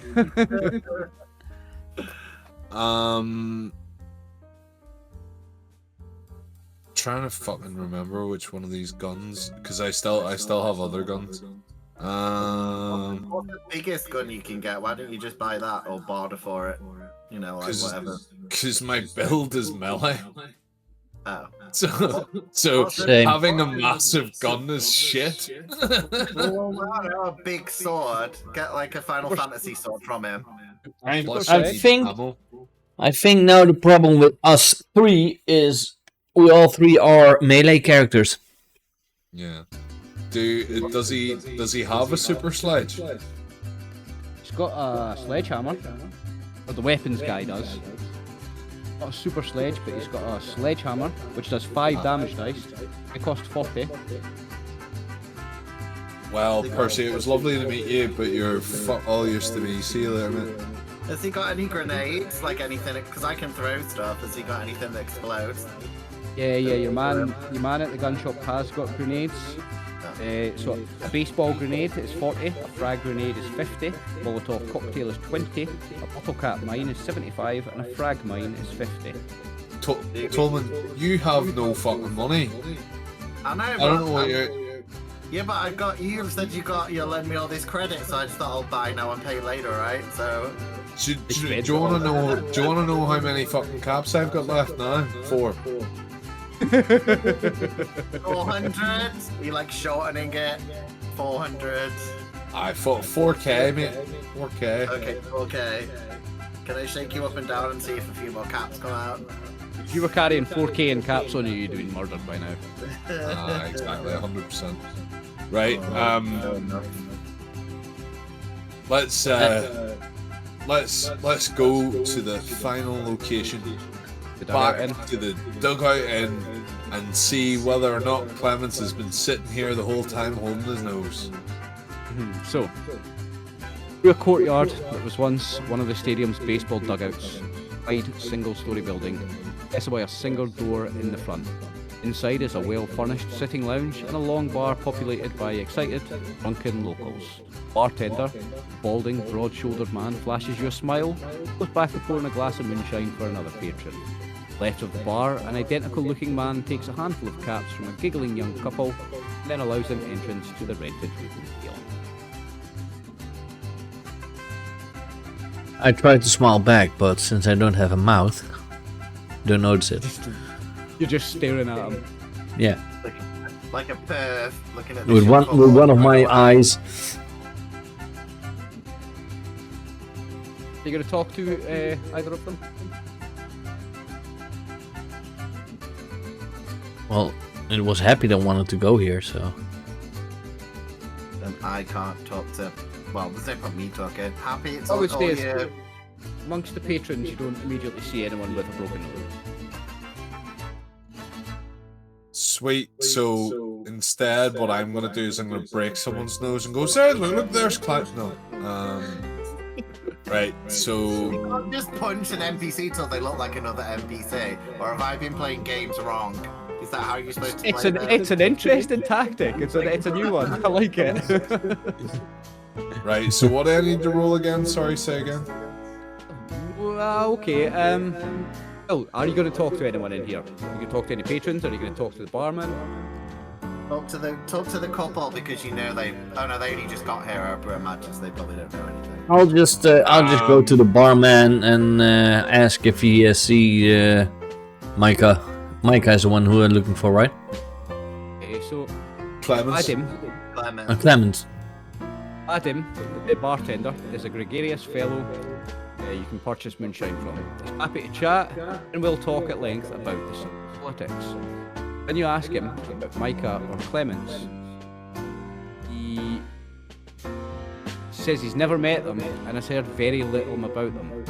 But he does seem a little bit apprehensive, and when you mention Micah, does avoid eye contact. Insight check or whatever the equivalent is. Make an intelligence and speech check, difficulty 2. You're right, Martin, it is a bit, it's the equivalent of an insight check. Whatever, yeah. Yeah, it's Intelligence the bullshit that speech? every game has. Intelligence speech, difficulty 2. Intelligence and speech. It's only one success. Can I assist you? No, it's charisma ones when you get to reroll, isn't it? Yeah, it's charisma ones you get to reroll. No, you can't assist this because he's trying to work out if a guy's lying, so you can't telepathically communicate with each other. I'm not able to see it even more because I have 360 vision. The conversation that he's just had, no? Yeah, okay, yeah, actually, come to think of it, the conversation he's having, I will let you roll to assist it. It's intelligence speed. Martin, do you And want that's to a charisma speech, you need intelligence speech. Yeah, I got 0 for mine. go? Right. Oh no, that was No, yours. but that was charisma speech, you need intelligence speech. Yeah, it's intelligence and speech, not charisma and speech, because you're trying to work out if he's lying. I Let's got just it go to anyway. This anyway. Let's just got it anyway. Okay. So, yeah, it's clear that he's lying when he says he doesn't know much about Mika. It's clear that he's lying. That's what you can tell. It's pretty clear that you are not telling us what we need to know. And it's also pretty clear that you know what we need to know. You know? I'm sorry, my friend. I don't know what you're talking about. Listen, I have to go. There's someone. I've got other customers at the bar need to be served. If you want a drink, holler me back over. If you want a drink, holler me back over. I forgot to do the accent. He's a Russian man. If you want a drink, you holler me back over, Wastelander. But I am busy. I have other customers. Want Belvrov's best moonshine. Yeah, I but must this serve customer is not yet helped. So stay with this customer until he's helped. You're not yet customer because you do not buy drink. You're not yet customer. Have you seen what I am? Your friends drink. Why is your friend not to buy drink? You are not customers. Because he's asked you a question that you know the answer of and you didn't answer. So answer. I have heard the name of the Micah, but I do not know this man. How about you drink with my free money? It's like, I- I'll have your most expensive cocktail, my friend will pay. Moonshine's not dear. It should be like £4, right? Moonshine's cheap. I don't know how much it does. It doesn't actually say here how much it costs. That's because it's not actually a drink, I believe, in the game. Yeah, let me have a look at what other drinks cost. Let's say half a cap. Oh no, Moonshine. It is 30 caps. Wow. Hey, that must be for a bottle. I'm gonna say that's for a bottle, right? Can we have a shot? Like a tiny shot each? Or between them? Yeah. Let's say a shot is 4 caps. Can we share a shot? Oh, a shot's 2 caps. That make it 1 each. Okay. Why don't we just do like buy one get one free? You know what I mean? Yeah. And it also means that I won't ever mention to the barman that he's in a rush to catch a train by the railroad. Oh, did you just mention the railroad term? Yeah. My friend. Come. He'll pull you over. He's going to whisper in your ear because you mentioned the railroad. My friend, Micah's friend of mine. Me and Micah have special arrangement for trade deal, and it's her new settlement. We have special arrangement for new trade deal, but don't tell my brother. Don't tell anyone. Don't tell my brother. Special deal. My friend. Quiet. Here. He gives you 2 free shots. Yeah. You keep mouth shut, friend. Here. Ah. No worries.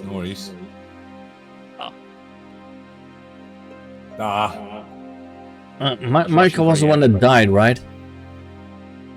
Micah is the woman who died, yes. Oh, too bad that deal will not happen anymore then. What?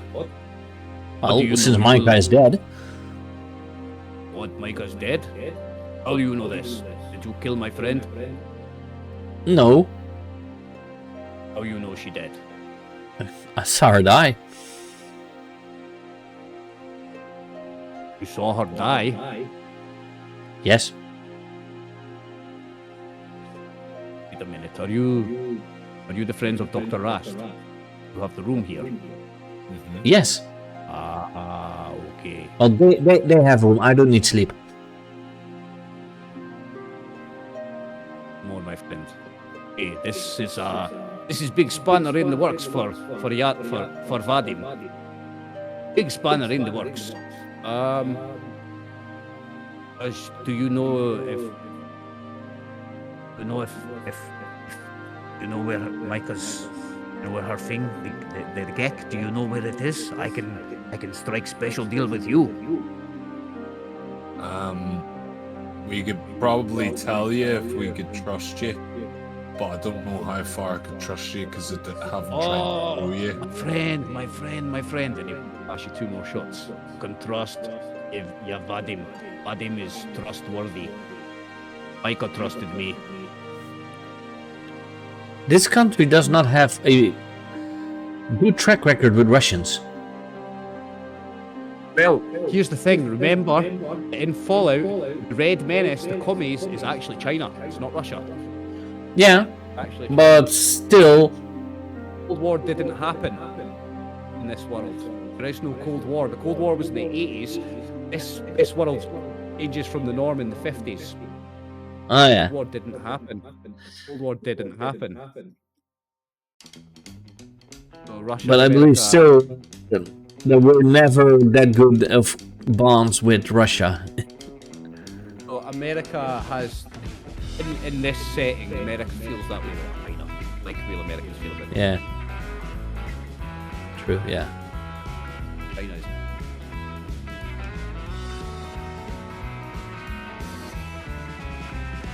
Once the PCs are ready to check into the room and meet up with Dr. Rast, proceed to the next scene. But I have to make sure that the PCs have done everything they want to do in Diamond City that they wanted to do first, because you will not have the chance to return before the end of this quest. Yeah. I think we are done here, right? Yeah, You are I ready. ate and healed Yep. up and everything. If you are ready to progress, we move on to the next scene. And I think that'd be a nice break time for the That's halfway what I break, wanted yeah? to say. This is because Yeah. we've been streaming for 1.5 hours, so yeah. Perfect timing for a half-time break then. Okay, Yes. viewers, we will see you in 10 minutes. We will be back. See you then. Hello, everyone. The only one that's not back yet is Martin, but he will be back soon, I bet. Yeah, So, Oliver, back to you. okay, so we've looked up the addiction rules, and I believe it's if when you take the drugs, you've got to roll 1 damage dice for each hit take. If the addictive level is 1, you've got to roll the 1 little Pip Boy. Alt Tech Boy, you've got to roll 1 to beat the addiction. If the addiction level is 2, you've got to roll 2. Addiction. Well, I believe or a hit. So, a target or a fall boy. A special effect, yeah. Sorry, a target. That's what I meant. Was the target was a hit or a thingy boy? Because otherwise, with 1 die and it has a addiction of 2, you can beat it. Actually, no, it's not the Pip Boys. It's just the 1 and the 2, because it's 1 and 2 you've got to get. So it's just the 1 and 2 damage things, isn't it? Yeah, it's not the Pip Boy. Anyway, A pit boy is, I believe, a full success. we'll work it out if we need to. Back, folks. We are ready to progress to your room at the Inn. Yes. You enter a cheap room with stained walls and floor. There are 2 twin beds set out against opposite walls, and several sleeping cots lined up along the far wall. Dr. Rast has changed into simple clothes that make him seem more at home in Diamond City. He sits on one of the cots, reading a political flyer announcing the anniversary of Mayor McDonough's election. He looks up from the pamphlet, folds it in half, and affords you a thin smile. Oh, Ern. I smile back. But you don't have a mouth, so you just stare at him. So, where's the Eden Project? That's what we're here for. It sounds like that, right? Yeah, but did you learn where it is? Did you learn about Clements? Did you find Clements? Where's Clements? Clements is the man that knows where it is. Well, we thought you might know where we is. We found out that Clemens was in a bar fight earlier and got his nose broke. Who was he fighting? And he's apparently a very friendly guy. He was a very friendly guy, but he's been fighting. Okay, it's a bit contradictory, but who was he fighting with, Happy? He was trying to protect someone that was said that they were a ghoul. The ghoul unfortunately died. I heard about yeah, there was a murder in the tap house, yeah. So he tried to split up the fight, did he? Yeah, and he got cracked across the face, broke his nose, and then disappeared. I haven't heard no one's heard of him since. No one's heard from him since. Okay. Well, I mean, getting late. I guess we can always try again in the morning. This is true. Do you know anything about the railroad? Railroad. Yeah, I know a little bit about them. It's just Nancy. I can't mind her name. Was it Nancy? Micah. Micah had a deal with the proprietor at this place, and that's kind of went sour since Mike is now dead. Oh, what kind of deal? I don't know. Didn't discuss it any further. Something to do with a gag. So maybe we should talk to Vladislav a wee bit more in the morning. Yeah, okay. I mean, maybe he does know something, and if he had a deal with Micah, maybe he knows more about Clements.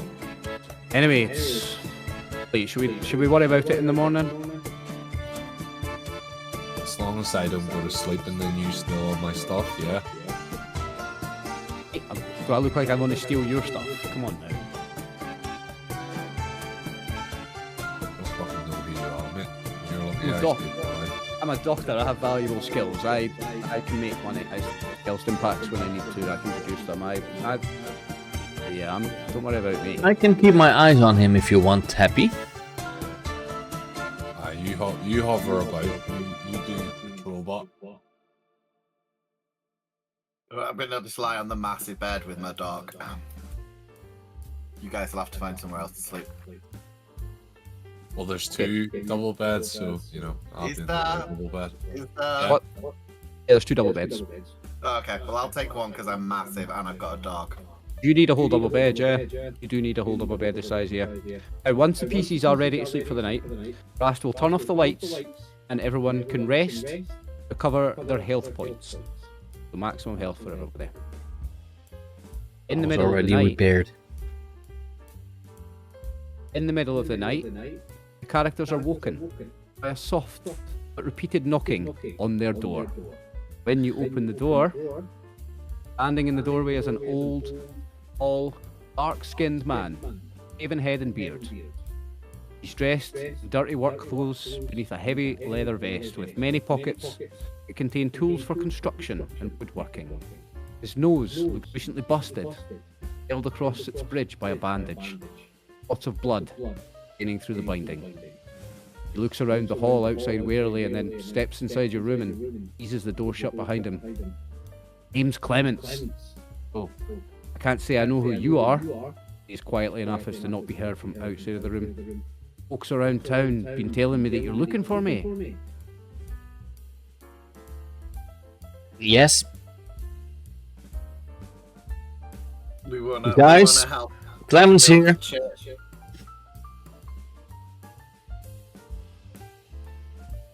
There's an artwork to give you. If you can find it. Oh, it's already made available to you. I don't know why that one's there, but never mind.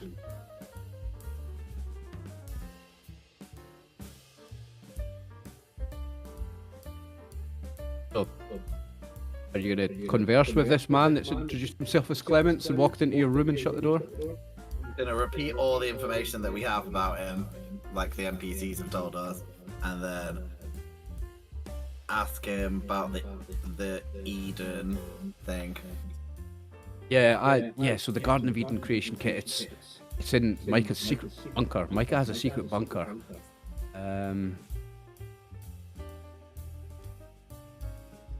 Is the secret bunker the one we already met? Can I describe the bunker we've already been to? I presume it's not the one that we've already been to.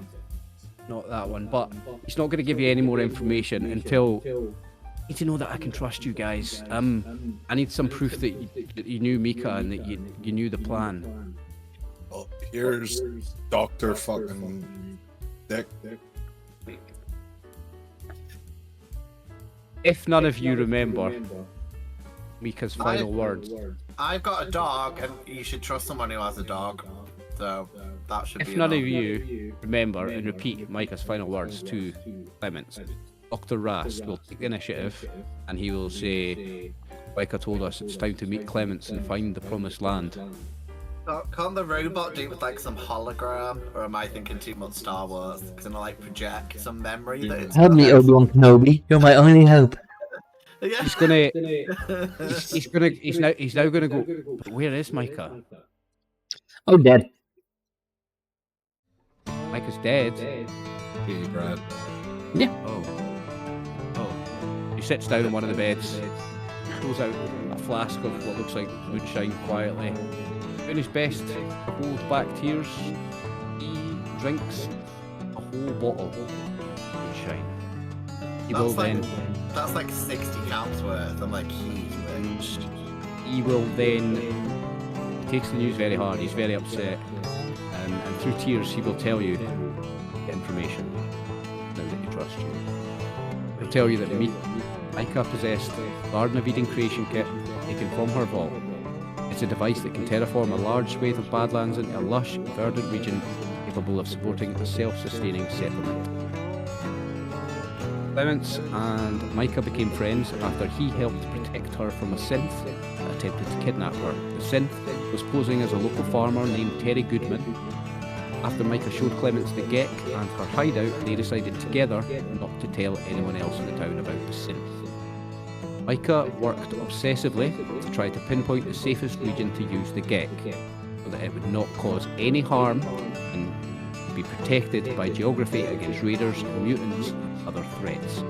Frequently worried that by the time they found the perfect location, it would be too late to save her fellow vault dwellers. Adam, one of the two brothers who owns the inn, struck a deal with Micah in exchange for a favourable trade deal once her new settlement was established, which you've already learned. In exchange, he provided her access to a hidden access tunnel beneath the dugout inn that leads miles out of the city. At the end of the tunnel is a ladder leading to a surface hatch. A separate door provides access to Micah's hidden fallout shelter where she lived and collected her research. Any questions? So we need to get the Gek, use that underground passage and activate it there. Use the underground passage to find Mika's bunker, then you need to take the Gek out of the bunker and use it somewhere on open land. Because what it does is it takes all the matter, it like absorbs all the matter in an area and then turns it into new matter. But if you do that in her bunker, it's going to implode the bunker. You need to do it out in the open wasteland. And we need to do it in a set place, or is the bunker the set place where we need to let it off? No, the bunker's not where you let it off. You need to... It needs to be an open. Yeah, it needs to be out in the open. Yeah, but I meant, did she want it to be outside the bunker, or are we better to take it to us? No, she's still never found what she felt like was the ideal place yet, or she would have done it now. She's never found what she felt like the ideal place. And Clements will then ask you what you intend to do with the Gek when you find it, and make his research. What are you going to do with the Gek when you find it? Buy noodles. I'm going to trade this for all... Oh no, you don't trade for noodles. That's my plan done. You're going to sell the Gek? No. Not sure if I trust you anymore. It's a He's joke. got a dog, you have to trust him. Yeah, I've got a dog. I need to support my child. I'm going to make it into a massive dog park, and humans can come if they have a nice dog. That's going to be the law, and everyone will get one. It does say here, if the PCs give Clements any reason to doubt they will use the Gek for noble purposes, add 2 action points to the Game Master's pool. So you are on 1 and I'm on 9. Well, I think my dog thing is correct. I thought your max was 6. No, your max is 6. Nope. I don't have it. And technically our max is 3 because we're only 3 players. No, it's 6. It doesn't matter how many people are in the party. Your max is 6. Oh no, you start with 3. You start with 1 per player in our pool when we start session. It's not when you start session. It's different things at different parts. It'll give you like start campaign. Sorry, when you start campaign. Yeah. When you start a campaign, for starting different sections, it gives you different rules about them. Now, Clements will tell you that he's not willing to go with you to Micah's place. He's too upset, and the memories are too. It's too raw, and he doesn't want to go there. But he will hold a small service for Micah's memory in 2 days. He hopes that you will see him there. He hopes he will see you there. He's going to give her a funeral. Even though there's no body to bury, he's going to do a service in the town, and he would like you all to be there in 2 days' time. How far's the bunker? Because It's a couple of miles. You're going underground, and it's a couple of miles. It's not that far then. Rast asks him if he's going to go to you with the bunker, and he says he doesn't have the heart to take you there. He's going to show you the hidden tunnel. When you're ready, we'll do that. Oh. So, we'll lead you quietly down the hall to an unused wall. Once he's sure that you're not being followed, moves an old, oversized washing machine to reveal a trapdoor beneath it. It leads the tunnels. And we press section. Let's go. I've got a funny feeling I made a map for this, actually. I am the map. No, I didn't. I made one for the bunker. Oh, you know what it is? There's artwork in here for the thing. Ah.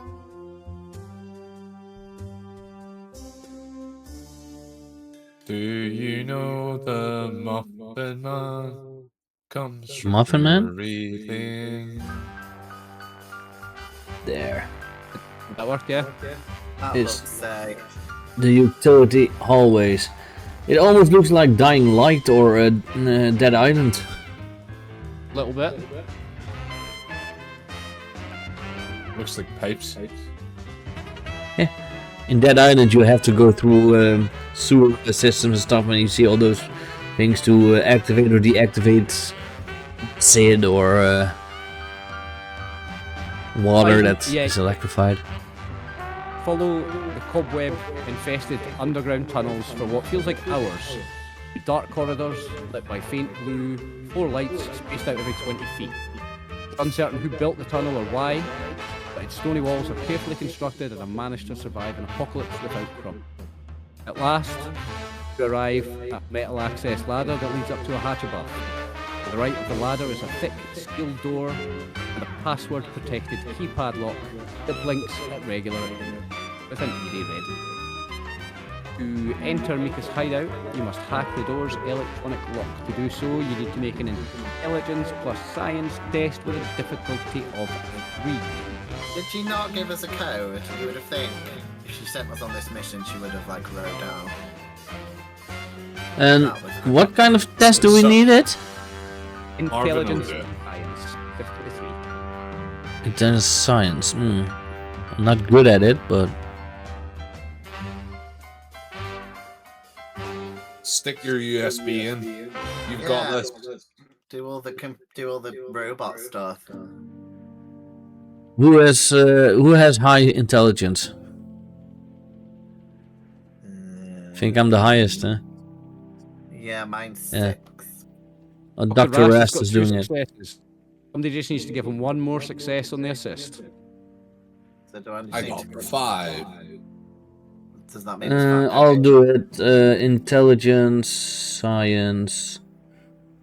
I'm not good at it, but oh, You got a crit. You generate an action point. yeah. I'm not good at it, but I'm lucky. I think my Overseer's action points has disappeared from my screen, actually. Oh no, it's just hiding behind your one. There it is. It's just hiding. Okay, so Dr. Rast and Marvin, you managed to get the door open. Let me just pull up the next bit of info.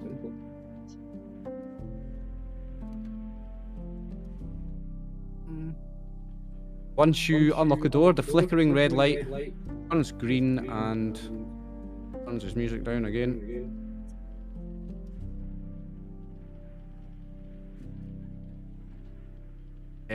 Once you unlock the door, the flickering red light turns green and emits a sharp hiss. A moment later, the door to the bunker swings open.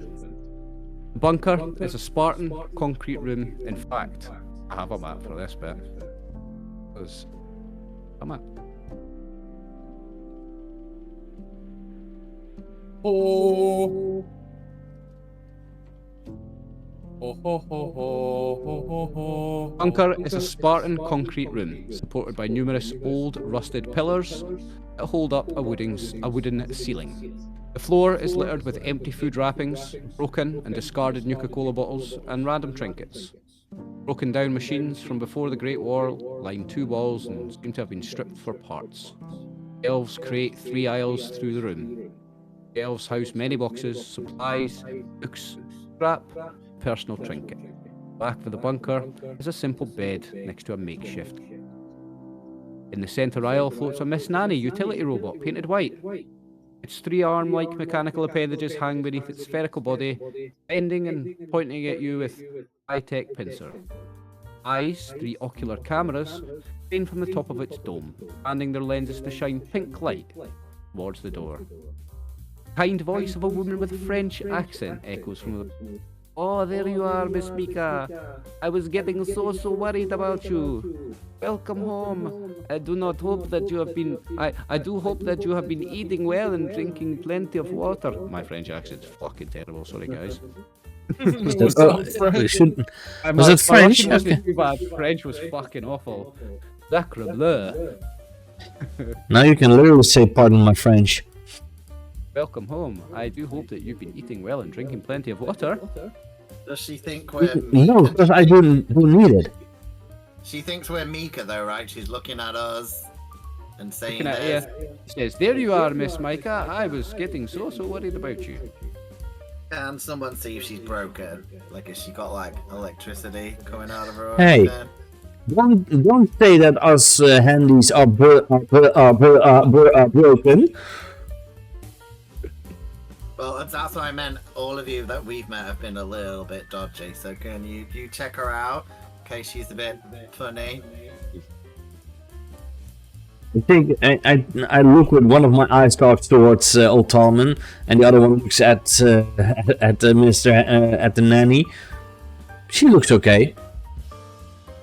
So are you... Nice chassis. You're not... Are you gonna end to be Micah, or are you gonna tell this robot the truth? Well, that's why I want to see if she's broken, because clearly she might be. Micah. thank you. I am back. Could you tell me where I have placed my gag? Yes. Well, of course you know where you've put your gek. Can I ask where you've been, Miss Clara? Sorry, Clara's the name of the robot. Miss Micah, can I ask where you've been? Just scavenging. Scavenging. Did you find anything good? Yeah, we got a dog. I'm gonna show her the dog because then her heart will melt. I'll say we got a dog that we need to look after. Oh, c'est magnifique. What is the dog's name? Bushido. Ooh, exotic. And who are your friends, Miss Micah? They helped me get here safely. It's nice to meet you, friends of Micah. And Miss Micah, did you find somewhere to use your gek? Are you ready to do it now? Oh yes, I found multiple places to use it.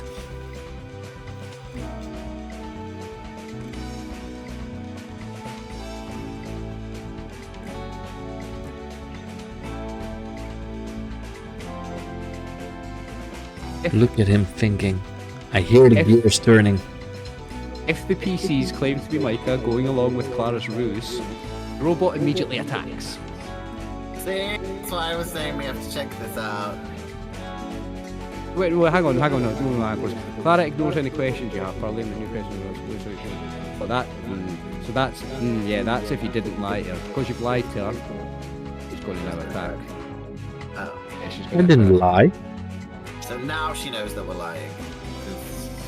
I didn't lie, I just changed the truth a little bit. You were not Micah. She was testing you to see if you were honest or not, and you were dishonest. So she's going to... I wasn't. I told her that we found a dog. This is fun. Clara's a highly modified and deadly Miss Nanny robot with a bit of a sixth sense of humour. While it viciously and mercilessly attacks, it taunts the PCs by chastising them about not washing behind their ears, leading a stern show of discipline, being naughty, and other phrases any angry nanny would say. Okay, so he goes first. And because Marvin, you were the one that did the lying to her, she is going to attack you. Then we're going to do initiative. Oh. So, he's going to shoot you with Her rhythm stick. She's going to attack with her flamer. That's energy damage, isn't it? Flamer's fire damage, which is lasting damage. It doesn't damage the next round. But she missed. No, it's energy. It's an energy damage type. Is it energy damage type, is it? Yeah. Physical, no? No, it's energy. I have a flamer myself, so... She's missed anyway, so let me now put up the initiative order. And everybody can put their initiatives up for me. Maybe you have to click a token first. Oh, hold on, let me put your tokens onto the map. My bad. There are no tokens, yeah. Yeah, 2 seconds, guys. Sorry about that.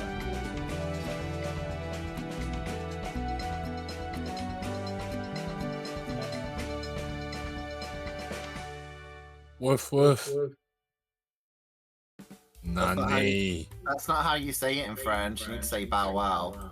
No. Woof woof. In French, it's Earth. I thought it was Earth. bow wow. I Earth. thought it was bow wow. It's Leruth.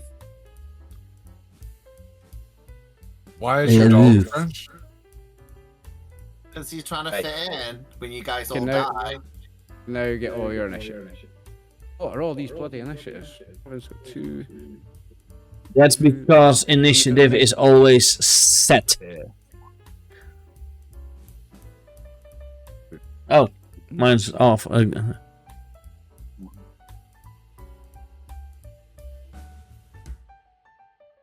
Yeah, yours is off because you've got 2. There's one up here. Are you not seeing the other one? The only I way now you're see seeing that- 4 turn orders. I see like 3 initiatives there for her. Happy, Old me, They're all and 11. Miss Nanny. Let me So, make life easier. Let me make life easier. We'll start again. Everybody can do it now.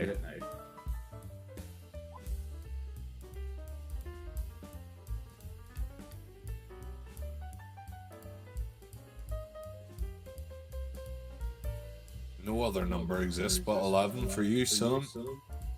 Dr. Rest. that's because initiative is always set. Always static. Oh, is it? Static thing. Yeah. Yeah. There are specific notes about how Dr. Rast acts in this fight, so let me just check this out. 2 seconds. Yeah.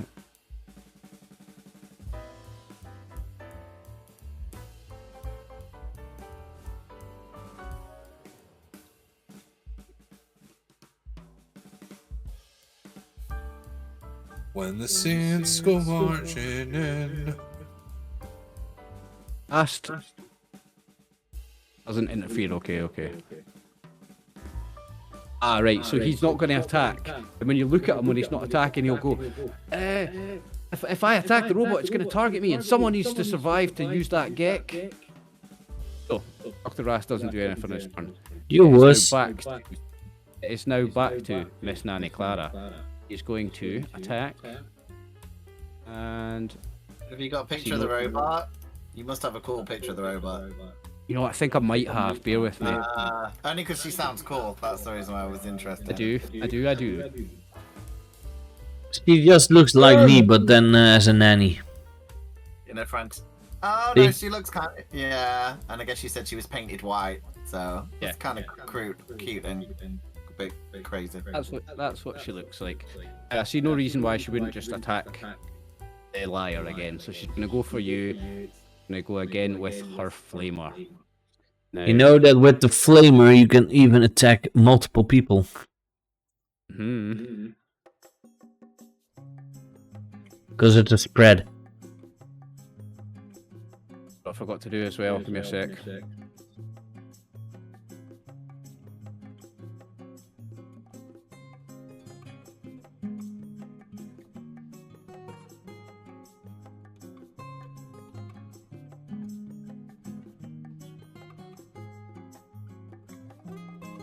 Oh, look at all these action points. I am going to spend 3 of them and roll 2 additional dice.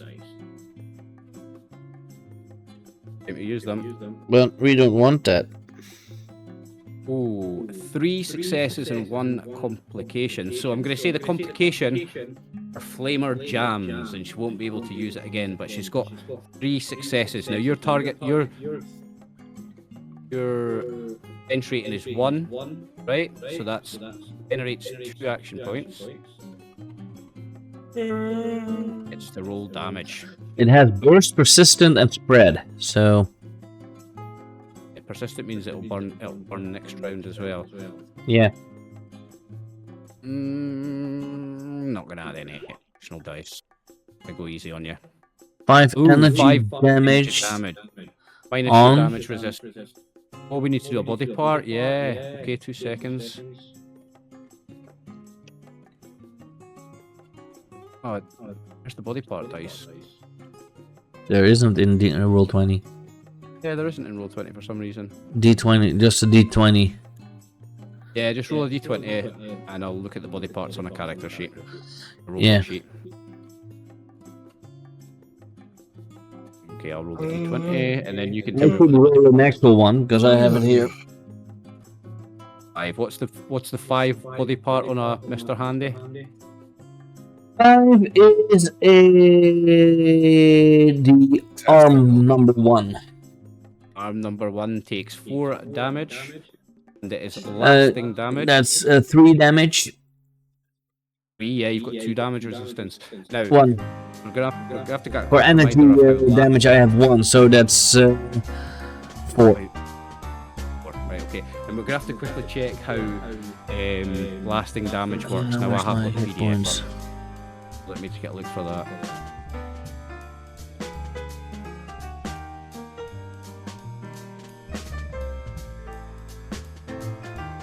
Right, I'm in the combat section. It shouldn't take me long. Marvin's gonna do the same thing back.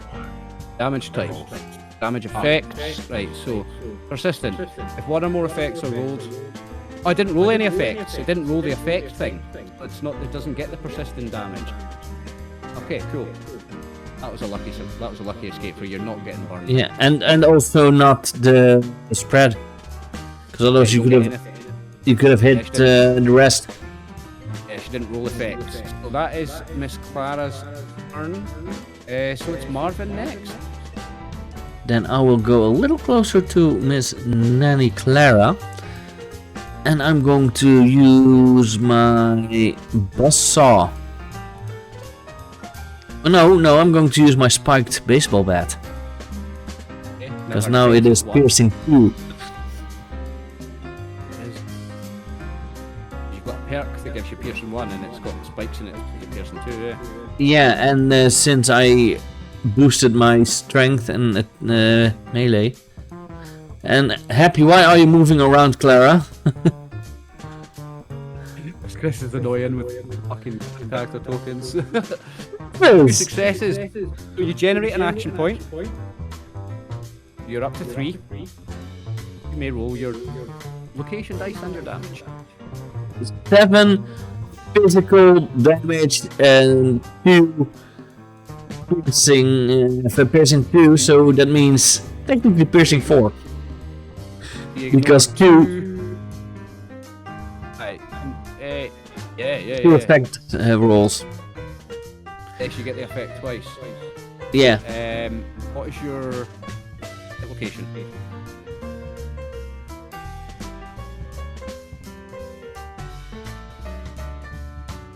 16, that would be arm 3.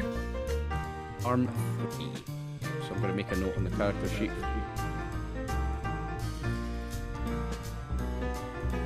-7. That's a critical hit. Well, arm 3, which is the flamer, which was already jammed, has now been disabled. That arm is fucked now. 1, 2, 3, 4, 5, 7. Take our hit points off. Okay. Do you think that a Miss Nanny is any use against a fighting class handy? I don't think so. So you moved, so that was your minor action. Your major action was to attack.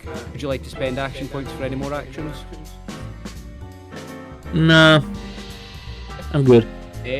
So it is Tallman and the dog, and you get to decide what order you go in. Yeah, I'm gonna go first. Well, You decide that. You know that, right, Oliver? Oh, I'm letting Martin decide, because they're both on the same initiative, so I'm just letting Yeah. him decide. Well, according to the rules as written, you decide, but... Yeah, I decide, and I've decided to give Martin the choice. Yeah, I'm Okay. gonna go first. I just wanted to check though, because I got that new barbarian ability. Is that automatically added on my sheet? You know, like it gives me the Yeah. extra stuff, so I don't need to worry we- about it. We manually added it. I remember manually adding it, and it Oh, was okay. So I don't need to do anything. it's extra damage resistance. I think it's +1 extra damage resistance, something like that. It says add 2 DR to all body parts, whatever that is. 2D. Yeah, you had to add it manually because I had to do that with my armor. That's damage reduction. If somebody hits you for 7 damage, you only take 4 if you've got 3 damage reduction. Okay, I just didn't know if it was already on there or not. Okay. Oh, and this Miss Nanny doesn't have any armor, does she? Doesn't have any armor mods. She's got standard Mr. Andy armor. So physical damage reduction of 1. Yeah, that's why it was at least. Yeah, it was 7. Oh, again, 2 successes, 3 successes even. Good. So you generate 2 action points. So you are up to 5.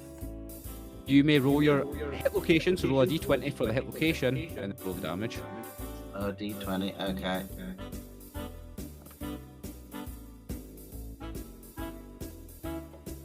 Oh, 2. That's Oh, 2 on a just handy. that's just for the location though, That's isn't the it? location. Yeah. And then do I have to click the blue? 2, that is the optics. That's the optics, right? Okay, so roll damage on the B roll damage button, Martin.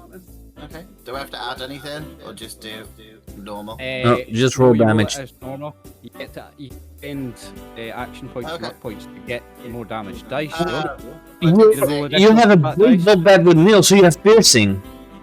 Yep, it has piercing. Even though it doesn't say so, but you do have piercing. So he ignores her damage resistance and does 6 damage. Oh, you blinded her. You blinded her. You have blinded her because that is a critical hit. Cool. She's blind now as well. You got Doesn't she? 2 hits of bass and both of them just smashed her. Very nice, Martin. Would you like to spend any action points to take any extra actions or to add any damage? I'm guessing this is the final fight. Can I drink that magic potion that Chris's character gave me? Can I do that as an extra action? Well, you guessed wrong for a start. Oh. Okay. Not the final fight. This wasn't even supposed to be a fight. This is not supposed to be a fight. Oh. Okay. Wasn't? Well, I How won't do you drink know? it. I'm not gonna drink it then. I'm gonna. That's That's you. yeah, be my dog's turn in a minute. I guess I have to move next to her. That's the only thing. Yeah. You've moved to your minor major action. Yeah, my dog's gonna attack her. That's I- fine. On its turn. Okay. Pick and bro to do it. Let's see. I have not done this. I'm just not even sure if I can remember how the dog attacks. Got bite, I think. Yeah, I'm just saying it's not as easy. What do I have to do? Keen senses, butchery. Not got an attack sting. Yeah, it says attack, and then it says add modify. Alright, so click on the name of the attack. Has it not got bite in the attacks list? Yeah, but it's not like my other one. This one like is in like a green box, and it's all split up. It doesn't like say click Click it. the word or- bite. That not work? I can't click on it for some reason. I'm looking if I've done something. Then maybe you should click it, Oliver. Yeah, I'll get it. Yeah, I know what it is. It says like, yeah, it's not letting me click anything on it. You're in edit mode. Oh, okay. Yeah, now it's how it should be. Yes. I'll let you roll the d20 for the Martin. Okay. The dog. 6.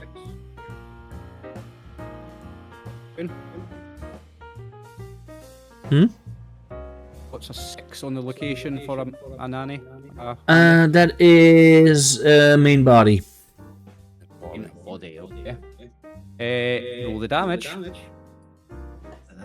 Okay. Hold on.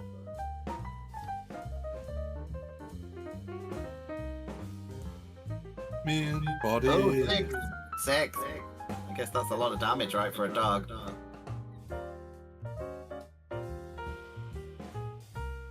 Have I ripped out her, like, computer program if I've done that? You have killed her. Yay, the dog did it again. Fuck me, I didn't even get through it. If the player carries defeat Clara, the robot explodes in a shower of parts, Over all of us. allowing them to salvage bits of it. Marvin, you can get a wee upgrade there if you want to fucking. Or you can make a sex robot so you've got a friend. You're now free to explore Micah's bunker.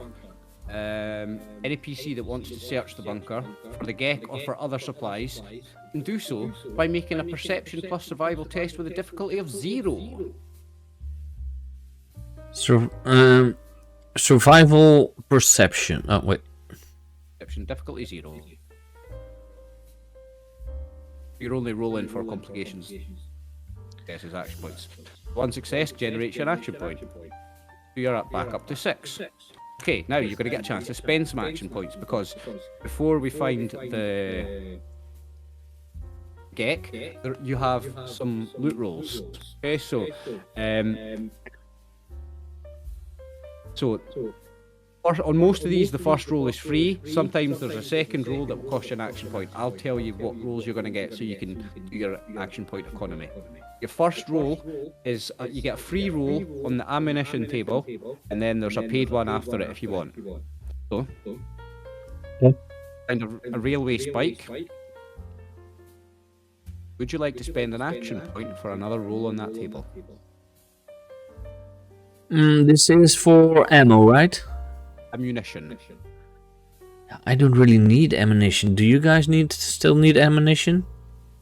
No, not unless it's a Also, grenade or something. Just so you know that there's armor, clothing, food, beverages, games, range weapons, and junk all in this. Most of them are free rolls. Yeah, but this one's the ammo. This is ammo. The first roll was free. Don't worry about ammo. Okay, first roll on armor is free. Yeah. You found metal armor, left arm. Aye. That might be better for you, Happy. Yeah, I'll take that. Okay. Clothing, you get one free roll. Military fatigues. Food, you get a free roll. It's non-irradiated corn. Would you like to spend an action point for a second roll on food? Well, I don't need food, but they do. Last day of the city. Give you that wee hint. So yeah, why not? So there's no point rolling extra on food. It's a waste to roll it on food. Oh. Yeah, it's a waste because there's no tomorrow in this scenario. Scenario ends today. Yeah. You get a free roll on beverages. Vodka! Vodka! Would you like to spend an action point for a second roll on the beverages? You want more vodka? Or do you want to know why the rum's gone? I'm all good on that. Okay. You get a free roll. Because I know the rum's not gone. I mean, you get a free roll on chems. You found some Daddy-O. I'll give you a quick reminder what Daddy-O does. Daddy-O reduces the difficulty of perception and intelligence test. It gives you a difficulty to +1 difficulty on charisma tests. I can choose chems, so. The ranged weapons, this is the last roll before junk. You have one roll costs an action point. There's no free roll on this one. Would you like to spend an action point and roll on the ranged weapons table? I would say yes. Just because, who knows, maybe we get a better weapon for the final fight. That might be a good idea. I'm going to roll that for you. Railway rifle. And I believe you found a railway spike. You get 6 plus 3 damage dice of railway spikes. Roll me 3 damage dice, Scoot.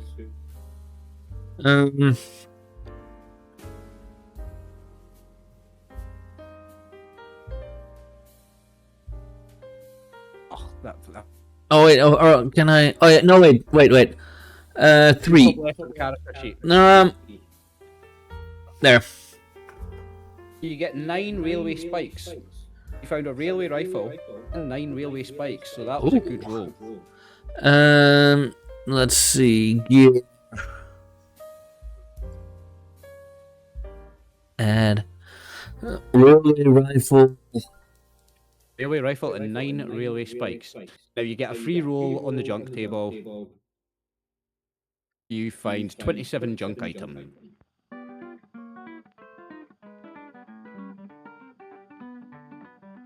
PCs also find the Gek hidden in the shell of a broken down war machine. Are they pulling it out? Let's see. Equipment is 84. Just gonna turn it on immediately where it's at. When the Gek is uncovered, I have to read this bit. The Garden of Eden creation kit is not much to look at. It seems to be a small silver briefcase emblazoned with the letters G-E on it. Attached to the side of the briefcase is a small transmitter device that is currently turned off. I'm gonna make sure the doctor doesn't grab it and do a runner. Nope. Are you like physically watching them? Like, keeping an eye on them? Yeah, he's well dodgy. No one comes this far. Yeah. You open the kit to look what's inside it? No, because it might start working and you said it'll explode, so I'm not Oh, gonna you know open that it. opening it doesn't activate it. It's a briefcase full of stuff, and the Gek is one of the things inside the briefcase. I'm gonna look at it because I have 1 point in science, so that means I probably know all about it.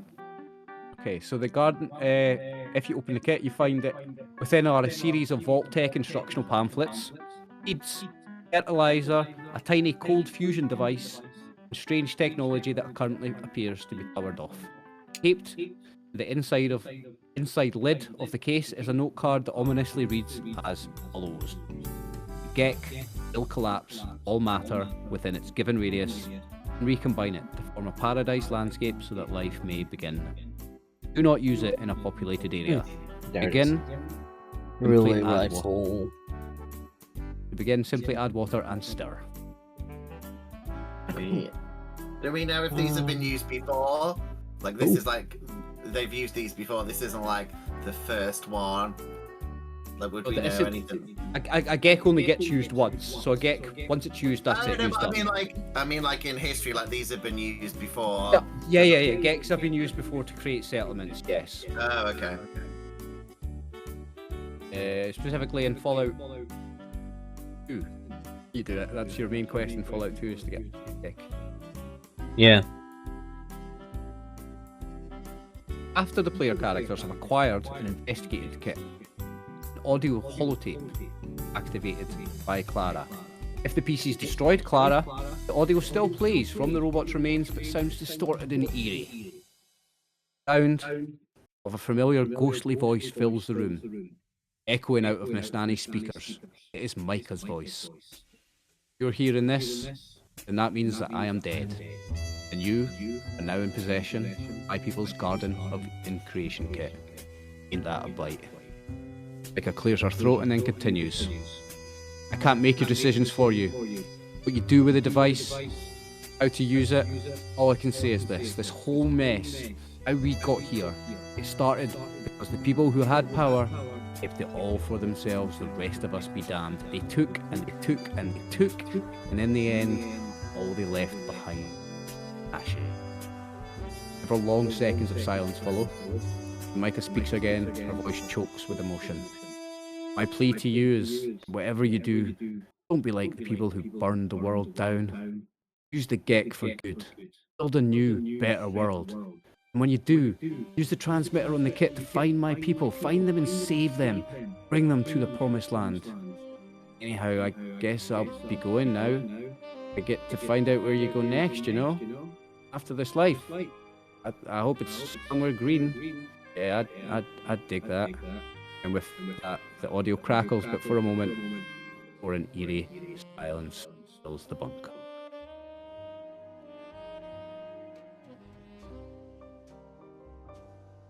I'm watching the doctor. I'm watching the doctor to see how he reacts to all this. The doctor looks. I wouldn't say looks sad. He's got an expressionless look on his face. Dr. Rast looks at you though. Who opened it? Who actually opened it and is holding it? The actual deck. Me. Rast will look at you and say, so, what is it going to be? Are you going to fulfill Micah's dying wish, or are you going to have your own selfish way with the Gek? What are you going to do? Well, that's a bit of a loaded question. Well, I/the team will decide where we want to put our Eden, not the random person we just met and told us about her people, who we don't really know much about. That is my decision. And the Dark, who gets an extra vote, so half the group have decided that we'll be putting this somewhere that we decide. Then looks at Marvin. Then looks at Happy. And you agree? Old Talman's gonna shag the Eden device.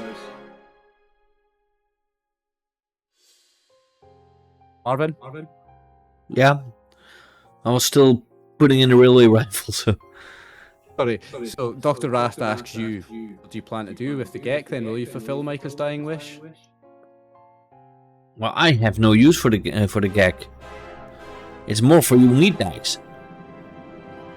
And will you help save the meatbags, robot?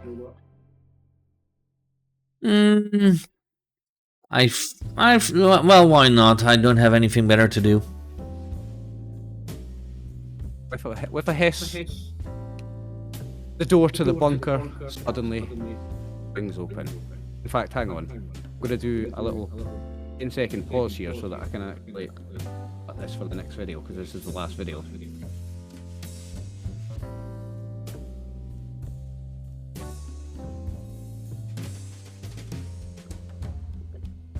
In fact, I can make it a lot easier, so just stop recording and then start recording again, and I've got a part 3 and it's easier to stitch together. With a hiss, the door to the bunker swings suddenly open. A pair of humans, dressed in the baseball umpire attire of Diamond City security, step into the room with pipe guns in hand. Behind them stand two other humans, wearing the garb of construction workers, wielding batons, spark with wild electricity.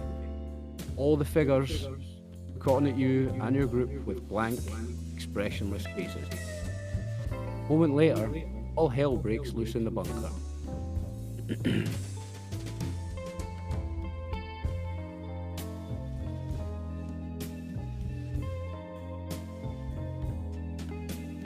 Okay, so I'm going to pull some tokens onto the map, okay? Stay with me.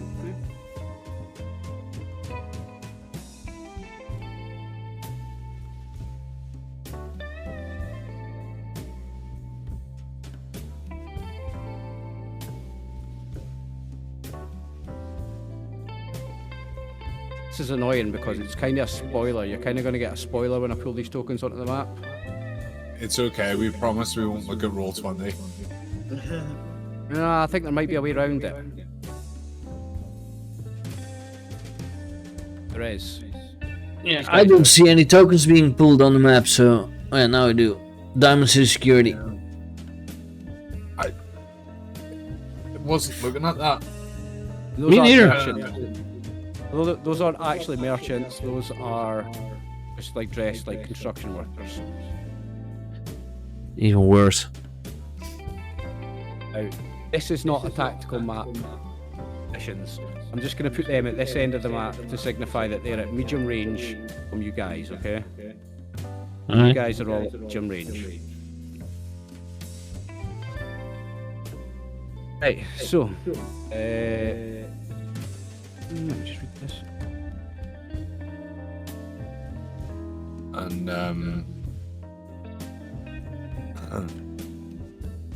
we're on our way coming out of the sewer then.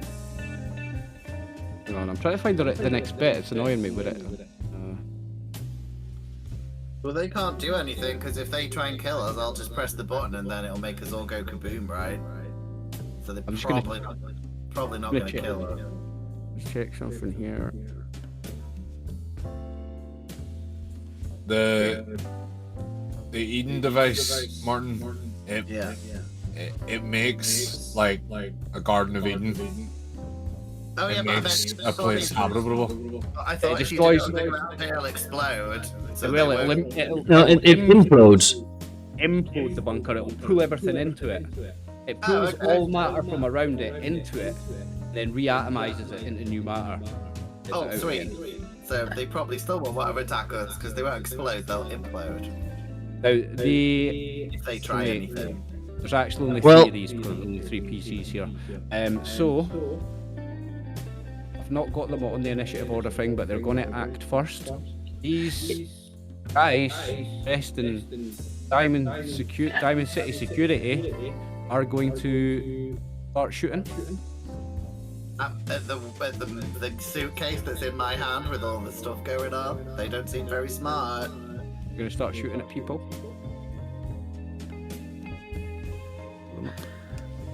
Well, if we want to have him mentioned in the next campaign, in 2 weeks, you should activate the gag.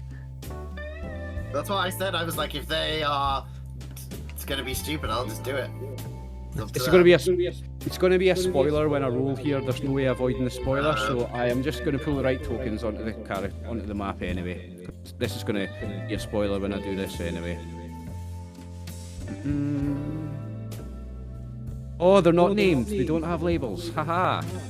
No, but I think if I look at them, I think I know where they're from. It's still going to be a spoiler when I do this. Oh wait, I've got additional dice to spend. I've got lots. I'm going to spend 3 dice on this one. I'm going to spend 3 action points to get. Sorry, 3 action points to get 2 dice. This one. What's it? Yeah. And I'm going to say he's shooting at. No, now I see the name. So. He's shooting at Happy. He's got 1 success, but he has hit you. I'm going to roll a d20 for the hit location.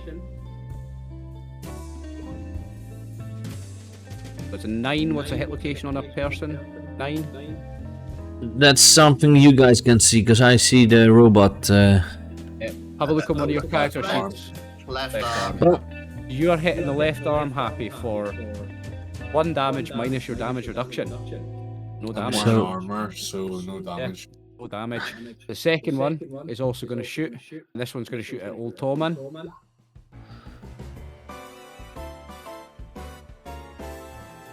Fuck, may as well shoot the bloke beside him. And then the third one, he's going to shoot at Marvin. And I think I'm going to spend some more action. Spend 1. Yeah, 1 extra dice here. Bing.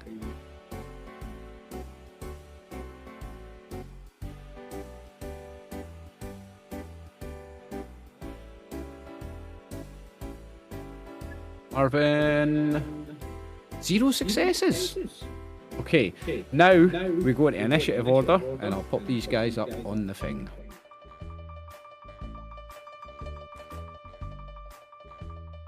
Now we're in means- initiative order. yeah, I think you need to take out Miss Nanny. Oh yeah. Can you guys be careful and not actually kill them before I get to do something this time, please? Can't guarantee it. Okay. No promises. I mean, there's 3 of them, so And they're not technically not alive, so. Quickly reading how Rast acts here. Oh, it's Rast's turn first.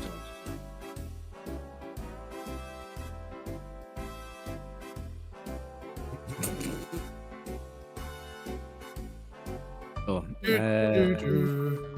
Dr. Rast walks forward slowly, confidently, passes right through the front line of the ambushers, Audrey was evil. out being attacked. Then spins swiftly around on his heels, his lips twist in a slow, cruel smile. For a moment, the gunfire stops. In that second of calm, he speaks to you and your allies in a mocking tone. You didn't expect that I was going to let the geck fall into your filthy human hands, did you? Afraid that this was only ever going to end one way for the lot of you. All humanity quickly drains from Rast's expression, and then, without hesitation, I have to change your thing of saying, because super mutant, ghoul, robot, no humans. Yeah. No, he's a human. Happy's a human. All humanity quickly drains from Rast's expression. Oh yeah, Happy was a human, not a ghoul. Without hesitation, he raises a white and red laser rifle. Fires. Uses his turn to attack any player characters who are in possession of the get. So he's going to shoot at you, old tall man. Okay, I've got all my protection stuff on. He's wearing a condom. Walk out. Well, we'll see. I've got protection on every body part. Where can you find a perfectly preserved condom in the wasteland? It doesn't need to be perfectly reserved or preserved for a fucking super mutant, I'm sure. I mean, I Yeah, that's true. Super mutants are sterile, so. It's made out of, like, I don't know, offal or something, my condoms, I would imagine. No, super mutants are sterile. What's a 14 hit location on you, Martin? 14 is my right arm, which I have protection on. And I have that barbarian thing, so I think that's... It says, Four energy damage minus your damage reduction on the arm. But it has burst, so I believe you're allowed to shoot again? It has burst. No, burst means if I hit, I can spend ammo to hit someone else next to him. I can hit Happy or Happy or Marvin. He's concentrating his fire at old tall man. So now. How many was it? Because I guess my reduction is... What's your damage reduction on that arm? I don't know. It says... What armor have you got? I've got whatever you gave me. I think it just says physical DR3, and then... 3 then, so you only take 1 damage then. 1 damage to your right. Yeah. Whatever armor it was. And do I get an extra 2 from the barbarian thing, or is that already added on? That's added on, yeah. It wouldn't have been 3 without that. So just 1, okay. 1 damage, yeah. Now, he is going to roll additional combat dice. You can hit 2 that are in the close vicinity of old tall man, so you could use 1 more ammo to hit me and Happy because of burst. Yeah, but he wasn't using the burst. I'm just trying to work out how you can add. No, I'm not going to bother.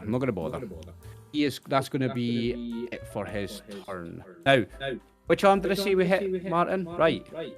The right one, yeah.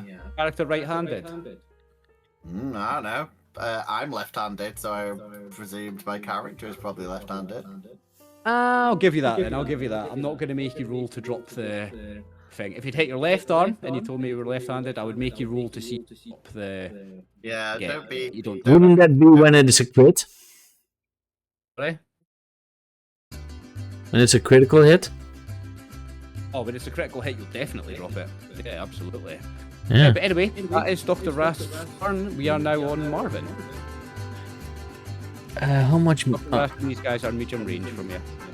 Yeah, but I'm not good at. I do have the railway rifle, but I'm not good at it. My target number for the railway rifle is a 5. Not the best. So there's another big chance I will hit. So I want to go. You know what? I want to go immediately towards the doctor. Yeah. And I'm going to attack with the spiked baseball bat. Hey, good luck. It's 2 successes. 2 successes. I believe his target number 1. I'll pull him up to check. Aye. 1. So his defense is 1, so you generate an action point. You're back up to 6. Roll damage.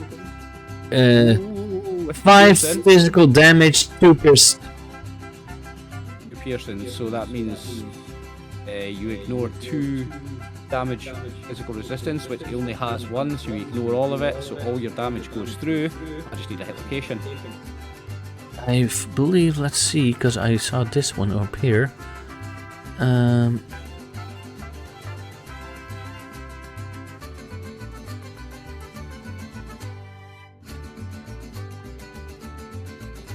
It's a 12. Which I believe is the right arm. Okay, give me damage then. Oh no, you did your damage, sorry. You take 5 damage to the arm. But that's the critical hit, right? That is a critical hit to his right arm, yeah. So he is going to no longer be able to use that rifle because it's a 2-handed weapon, a rifle. Nice. He loses 5 hit points. So he has a crippled right arm. I am so lucky with my attacks. That's the second critical hit I do on an enemy. You have crippled his right arm. Let me give him something so we can... It was such a good idea to raise my damage on melee air weapons. 5's the magic number for crits. I think it's... No, I was thinking it's higher for super mutants. It's not. It was the Mirelurk Queen it was higher for. So you do 5 damage. You have crippled his right arm. Well done. Would you like to spend action points for any further action?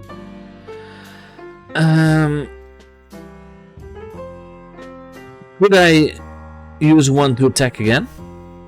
Yeah, that's a major action, so we need to double check how many action points that costs. Bear with me. Because I think this is the last combat. Oh, it is. So, take additional major action is 2 action points, so that puts you down to 4. You can now make another attack. Would you guys allow me to? Yeah, go for it. Do as you please. Then I will do that, and I will attack again with my spiked baseball bat. Very nice. But that is... I'm gonna... I still have luck. You spend a luck point to re-roll the 20. Yeah. Even if you don't get hit, you can still cancel out the complication. Good time to not have a complication final fight. Let's see, that would be... strength... melee... Make it a success even. A success! Give me a hit location and some damage, please!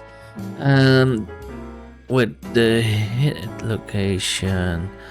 You can do a quick roll for d20, but you can't make it a hit location die. Yeah, so we do it like this. It's an 11, which would be a left arm.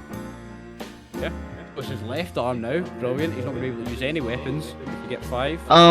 4 damage, and you ignore the. Can I use something to add damage to it? Does your. No, that's burst, I think. Only with burst. No, but a rule that I can add damage. No, hang on. Add extra damage. 1 to 3 action points. On a successful melee attack or thrown weapon attack, melee or thrown weapon, so this is not ammo, you can spend action points to add 1 dice per action point spent up to a maximum of 3. So you can add up to 3 dice by spending up to 3 action points. You know what? I'm not going to make it too much. I'll just add 1 more. Okay. Here, and I think you can do it from the roll additional dice button there. Yeah. Oh.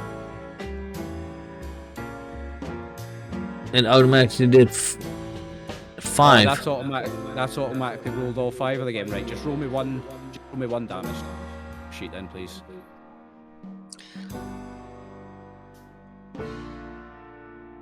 Anything here, it's a crit. Because you've already pierced it. That's why I wanted it. That would be a 2 then, so that's 6 damage. Minus 6 is left arm. You've now crippled both his arms. Let me just update his character sheet.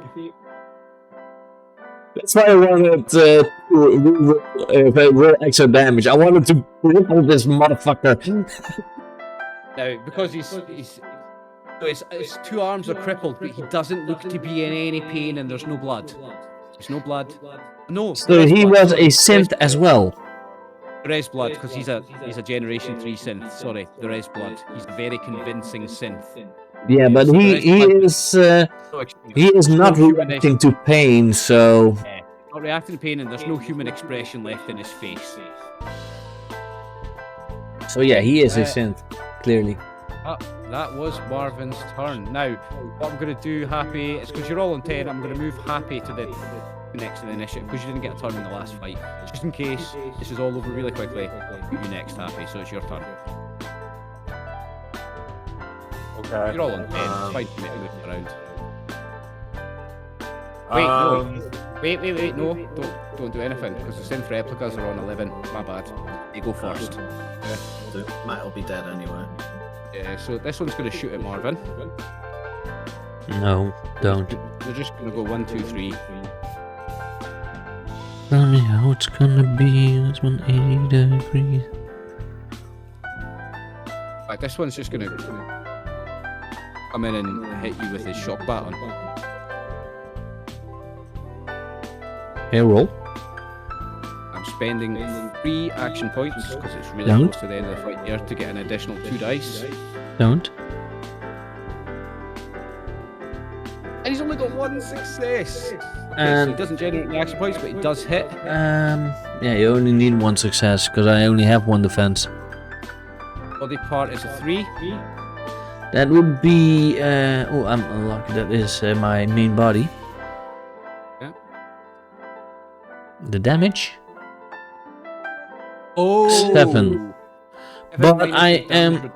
Well, it's energy damage, so that's only 1 reduction. You take 6 energy damage to your body. Your body is crippled. Ow. Now let me just pull that back up and see what a crippled body means. And I really need repairs. You're gonna need repairs, yeah. Right, so damage and injury. Critical hits and injuries. Torso. You begin bleeding heavily, which doesn't happen for you. At the end of each of your subsequent turns, you suffer 2 physical damage, ignoring all your damage resistances.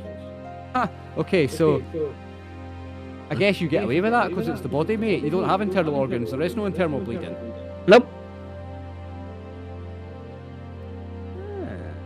But then it's like In that, computer. You have internal circuitry and stuff. Yeah.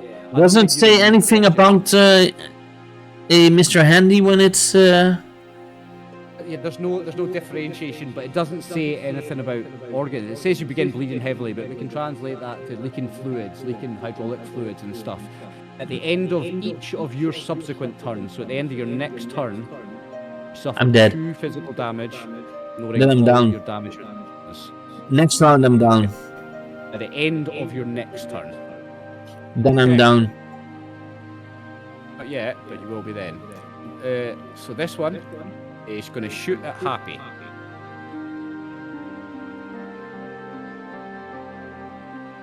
I'm gonna take this guy with me, definitely. I'm going to spend my last action point, and I'm down to 0 for an additional 1 dice. 0 success. No successes. Oh. No successes. Yeah, but The they last one. don't have any points in their small guns. Target number is an 8. They have got No. guns, yeah, but they have got Target guns. number is Target 6. Target number is 8, it says here. For some reason, I don't For know me why it that's says 6. 6. On the character sheet, it says target number 8 for some reason. They have Anyway, no you got no small defense. guns and You 6 got no- body. You got no 6s or 8s anyway, so. But wait, you're rolling the type gun on body? I believe it was on agility. NPCs don't have special. They have. Oh yeah, Body they and only mind. have two. They have body and mind. Yeah, they don't have special. They have just body and mind. So he's missed. He's absolutely missed, and that is the end of the round for the synths. It is now you, Happy. You can now go. Okay. Can I use let's see. The Mysterious Stranger for 1 luck. Yes, please. And Only problem is we don't know when he comes. I decide. sorry, I get the luck back even if he doesn't turn up. If he doesn't come, he gets the luck back. Yeah, now. I've got him. I've got the perks here. If you give me a wee second. Using Psycho, would that be a base? Minor action. A minor action, so you still get to attack. Okay, so I'm gonna use the Psycho. Okay. And I'm gonna attack with let me do some quick math here. Oh no, math. No worries. I'm just trying to find the mysterious stranger in the. I find perks in the book. Any idea where perks are in the core rulebook? Got the book up. At character creation. Yeah, the start. Yeah, found it. Mysterious stranger. Mysterious stranger from time to time. So the stranger has an agility of 10, a small gun skill of 6. Counts small guns as a tag skill, and he rolls 3d20 for attacks rather than 2d20. Their attacks using a custom 44 Magnum inflicts 8 damage dice with piercing 1 and vicious physical damage. Okay. So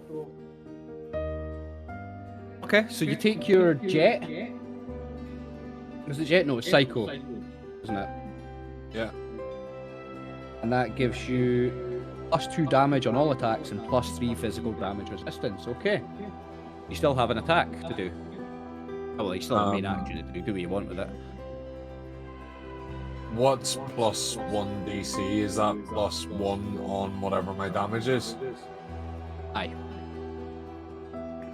1, 2.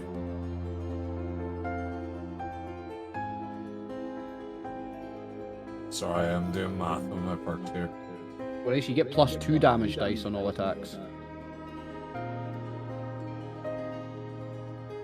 Also, roll me 1 damage dice on its own. At the top left of your character sheet, just roll me 1 damage dice. This is your addiction roll. I know, but I'm trying to do math. 1 second. Yeah, no worries. No rush. Somebody else can roll that if they want. So they want to roll not a d6, a damage dice, just 1. Yeah, but I believe the addictions you do at the end of the day. We'll do it at the end of the day or the end of the scene or something. Yeah, don't worry about that just now. Yeah, you're right, Scoon. You're totally right. Because you have to roll as many as you take hits of the drug. Do an unarmed strike. My Iron Fist will add an extra DC, and my Heavy Handed adds an extra DC, so I'll be hitting for 6. Nice. Is that 6 including the Psycho? The extra 2 from Psycho? Yeah. So, yeah, go ahead and roll it. On success, that's all you need. Give me a hit location.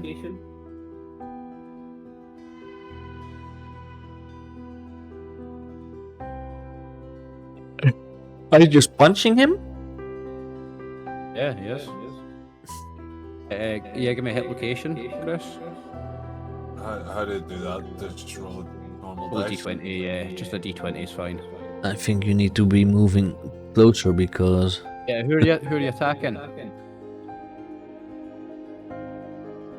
15, that would be... left leg. Okay, so here's the thing. You will have to spend 1 action point to get an extra minor action because you've moved as a minor action, taking your Psycho as a minor It's action. alright. and Use the AP. You have 2 left. Okay. So 15, what's 15 on hit location? Left leg. Left leg. So you hit this one here on the left leg for 4 damage. Is it not +6 DC or whatever? How does that? So I've the jet, which is +2, and then I've another 2 from heavy-handed, and They're not factored in on your sheet somewhere, no? well, they're already- written in you've the already sheet, rolled but I've like already rolled 5 I dice. only wrote them in, so I don't know if it's gonna pull any macros from that. You've rolled 5 dice on an unarmed attack, which seems quite high. So I think those 2 are already considered. I think you just need to roll 2 for the cycle. Right. So I'll pull up your character sheet actually. Give me a sec. I'll pull up your character You sheet. used jet, right? Cycle. yeah. Psycho. Cycle. Psycho jet. That is +2 damage dice. Yeah, so your unarmed strike should roll 4 dice, so it's automatically added 1 from somewhere, Chris. Unless you didn't roll on brass knuckles, did you? No, I rolled unarmed strike.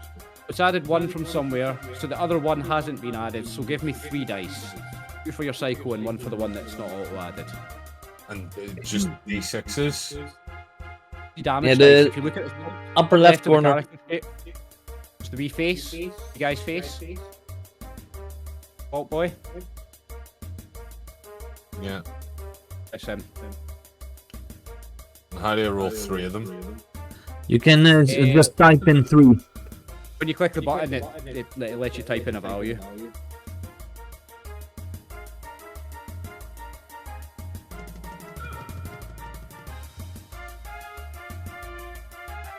You rolled 4 instead of 3, but... So, you've rolled a total of 7 physical damage. And this guy's... What was it? His left leg? Yeah. He's crippled. Yeah. He will. I think he will go prone. He falls prone. If you cripple his leg, yes. Check that. I know where it is in the book. It'll take me 2 minutes. And that means that he can't do anything for 16 rounds, and I just battered the fuck out of him. I'll tell you what it does in a second, mate. Yeah, I believe he can't move or have speed. Egg. You immediately fall prone as your leg gives out under your weight. You can no longer take the sprint action, and the move action is now a major action. He can still attack, but he's prone. Yeah, but if he moves, he can't. If he moves, he can't, or he needs to spend points, which he doesn't have any. Alright. going Happy, so so you well. spent an extra action point to do an extra minor action. I think it was 2 action points to do an extra major action, so if you want, there are 2 action points left. Is No, it's okay. I'll let Bushido and Old Tolman fuck him up now. Okay. That is your turn then. So, Martin, who would you like to go first? You're the double. I'm gonna go first because I want to threaten them somehow and say if they don't stand down, I'm gonna break the Eden thing, the gecko, whatever it. Okay, I'm going to give you... Because these are really, really determined and they're really, really not likely to submit. So, give me a... Strength each with a difficulty of 4. Maybe something on. what? Okay, what is it? What am I doing? Strength, what? Strength and speed. speed. Okay. That's how you do intimidation, strength and... Okay.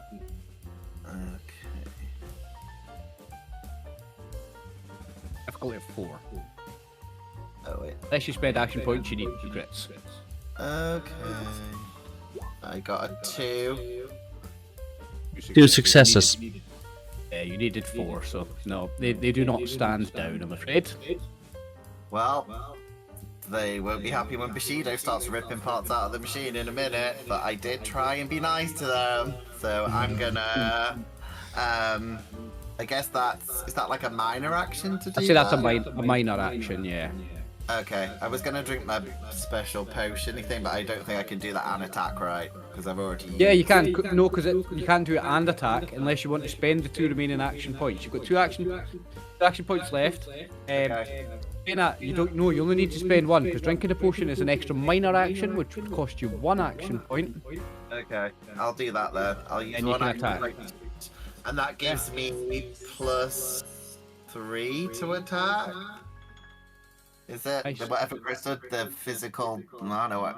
It gives you +2 dice. Gives you +2 dice on your damage. Was it psycho? You did psycho as well. Yeah, I bought 2 Psycho and 2 Stim packs and divided them between us. It gives you +3 damage resistance, which is fucking brilliant. Damage reduction, sorry. And it gives you +2 damage on your rolls when you roll damage. Right. You can so still attack. I'm gonna. I mean, I feel like a good monster because I tried to reason with them. They don't care, so I'm just gonna go and kill the doctor. Like it's his own fault. So. But yeah. you can't move though because you've done intimidation and drinking the potion, which was a minor action and an extra minor action. You can move, but you won't have a major action left to attack. Oh, okay. Just using the AC. AP. Have I got 1 left that'll do it, or is that not enough? I don't know if you can do an extra. You've already done an extra minor action. I don't think you can do a second extra minor action. You can do an extra major action, but you don't have enough action. Well, Have you not got any missile weapons or anything you can throw? nah. I mean, all I'm doing is swapping out Bushido smashing the thing to me breaking it a bit. I'm just gonna take a couple of bits out and eat them. It's like a few little bits. Easy bits, but just to show that we're not messing around.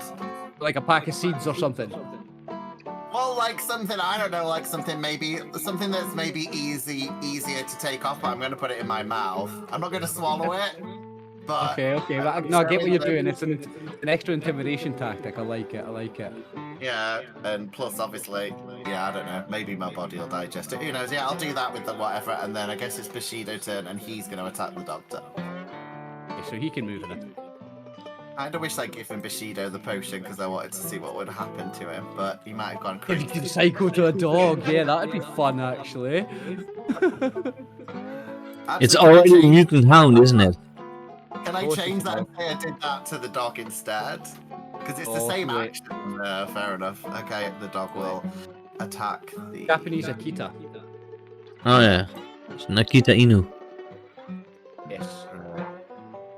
Let's see what the dog gets. Oh, 0 success. Yeah. Okay. That's me done then. That's you and the dog, so it is now the end of the round. Dr. Rast has 2 crippled arms. Can't attack. Can't do shit. Like, what am I gonna do? He can't even like grab a stim pack or what is he gonna do? Why do you think I wanted to cripple his arms? This guy's gonna be deactivated. He's gonna just try and back up away from you a little bit. He's gonna call, kill them, my sins, kill them, take me and kill them. You must get the gag. That's his whole turn. Can't attack. He's got no arms. No, Marvin. Saves him, right. Using an item is a minor action, right? Using a consumable. Yes. Then I am going to use my robot repair kit. Okay. Don't know if that immediately takes away my damage on my body. I'm gonna double check if that is a. But at least I'm back at 5 hit points. Major actions are assist, attack, command an MC, defend. First aid is a major action. Sorry. Yeah, but this is like using an item. It's not like using it's like using a stim pack.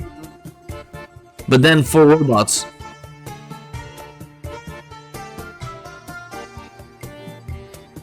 Yeah, it's like you're not actually doing a medicine or a repair check. You're just it's just like a stim pack. It is a minor action, mate. Yes.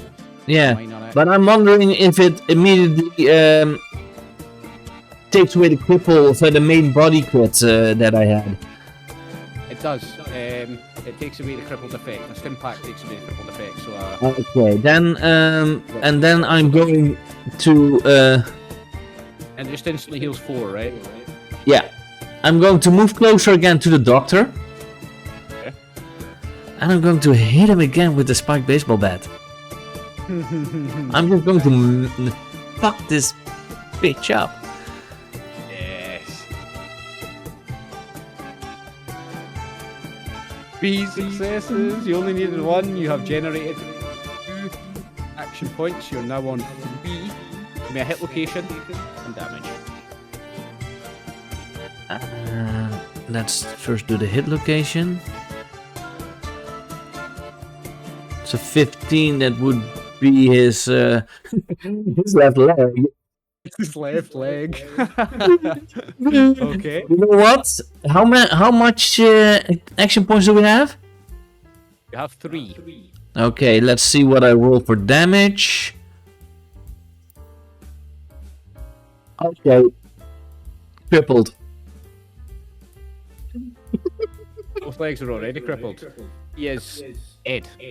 No, his legs weren't crippled. One of the Sin's legs was crippled, not the Yeah, doctor's. his arms that were crippled, yeah. Yeah, but now he can also not run away. It's enough damage to end his life anyway. As the lights in his eyes go out, he tumbles to the floor, and when he does, the rest of the synths they're going to run away when it's their turn. But is that the end of your turn, Marvin? Sorry? Yeah. Okay, the synth replicas are now going to run away. Except this one. Martin might turn around to look at the other 3 Sins and like, this could happen to you too, and spin his buzzsaw. So, the 2 of them made it away. The second one is going to attempt to attack Happy from the ground.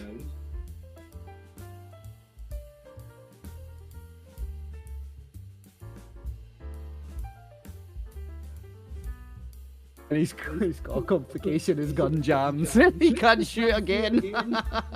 He's crippled. His gun is jammed. He's got no action points. That's it for him. Oh, Okay. this is sweet. My mysterious stranger never showed up either, so I get my point back.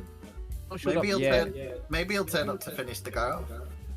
Yeah, no, take your luck point back. He never did show up. He didn't turn up yet, so you can take That, your luck it wasn't point back. necessary. I was almost afraid that I would die, but then I was thinking like, wait, I have the repair kit. Here's the thing, the synth replica's turn is over. He missed. So, Chris, would you like to have the mysterious stranger come in and finish off this synth? Or would you like to do it yourself? It's your turn. I'll just do it.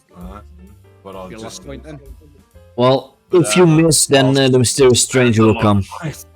Yeah, if I'll you miss spend the the luck mysterious point. stranger. So the mysterious stranger can come. I want to see what So happens. I'll get it back and use exactly the same one anyway. So Well, I you can think the only fixed sheet- technically you've used it because, according to the rule of the mysterious stranger, you use it at the start of combat, and then somewhere in that combat he will come.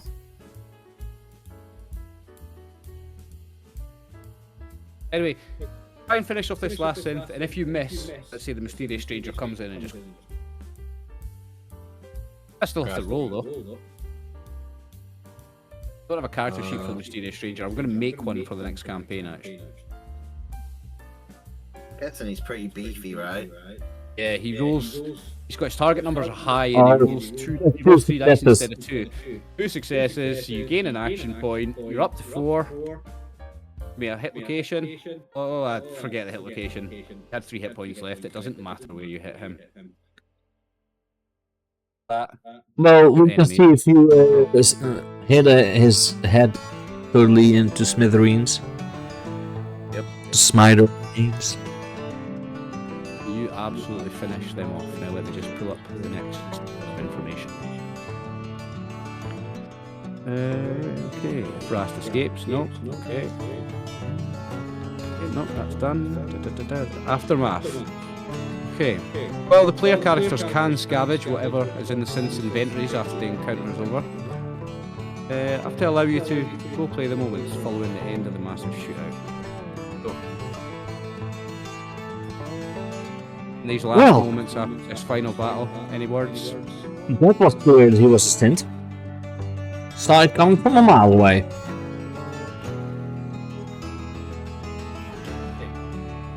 At last, the dust settles. Behind you is Vault 95, the haunting final plea of brave women, the mutated horrors of the wasteland, wonder of Diamond City, Whale, someone who claimed to be your friend. For many people, today will just be another attempt to scrape by, survive, and make the best of a dying world. As the sun rises and falls, you know deep down that the Commonwealth will never be the same. Better or worse, laid apart. You have become a part of something bigger than yourself. And so, one tale ends, and the new tales may begin. What new challenges, new tragedies, and new hopes will tomorrow bring. With that, you conclude the story, but there is a little bit more after. There is the conclusion. So, any number of scenarios can play out after this campaign, so I'm going to ask you a few questions to help me set up the next campaign. You ended up in possession of the Gek. I would like to know what you're going to do with it. I'm gonna let old Tolman take it into the wilderness and shag it. What's the plan, old Tallman? Are we going to fulfill Mika's dying wish? No, not at all. Didn't really care. Didn't care much for her. The other doctor was a bit crazy. He was trying to find her, though I guess he was the synth. Well, here's the thing. You can create a new settlement, but not on the transmission thing and not tell her vault about it. Or you tell the Gek. There are a few things you can do. So I would like to know, mainly, will you make a new settlement? Whether you contact her vault or not, that doesn't matter right now, but I just want to know mainly if you will create a new settlement. Yeah, I mean, trying to be nice, I guess, because at the start of the campaign, there was like, we're all different, so I guess old Tallman came. The whole reason why he came with the group, because he was trying to like figure out what's going on with humanity, and he doesn't think they're all total dicks. So he wants to set up like a communal Eden for ghouls and robots and mutants and stuff. So he wants to set up his own. There are aliens in Fallout. There are Zetans. Oh, okay, well, aliens as well, and vampires They're just and werewolves and evil. all the other ones. Everyone, goblins. So I'm going to ask you some questions about the settlement.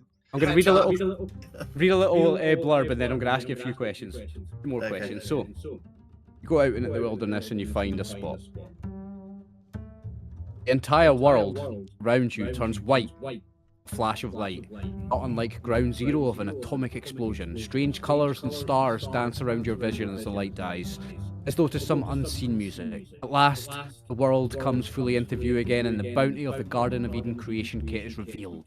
A lush paradise of grassy plains, beautiful woods, crystal blue lakes, mineral-rich hills, and colourful flowers. Rarely seen since the world died so many years ago. At its centre lies the device, components intact, waiting to be used to create a settlement worth living for, worth dying for. Not everyone is with you. Where's the oil field? Oh. As a robot, I need to be able to take an oil bath. Not everyone is with you. The one who activated the device is simply gone, without any sign that they ever existed at all. Their life, their sacrifice, was the cost of creating the promised land that might have been of. Now, Bushido, I signed a will. Bushido gets everything. He's now the king of this village. Okay, so now that old Tallman has sacrificed his life to start this new settlement, I want to ask you a few questions. This is just a little setup for what's coming in future campaigns. What's the name of the settlement? I heard Old Toman mention Eden. Are we sticking with that? Nah, I want it to be unicorn or Unicorn. Japanese, whatever. Unicorn or unicorn in a different language. Lana, what is it in Japanese? Eenhoorn. I'll look. Like Okay. something, yeah. In Unicorn, Dutch, it's eenhoorn. What I'm are not the calling it found- a-hole, and that sounds way too sexual. What are the founding principles? What are the founding principles for your settlement?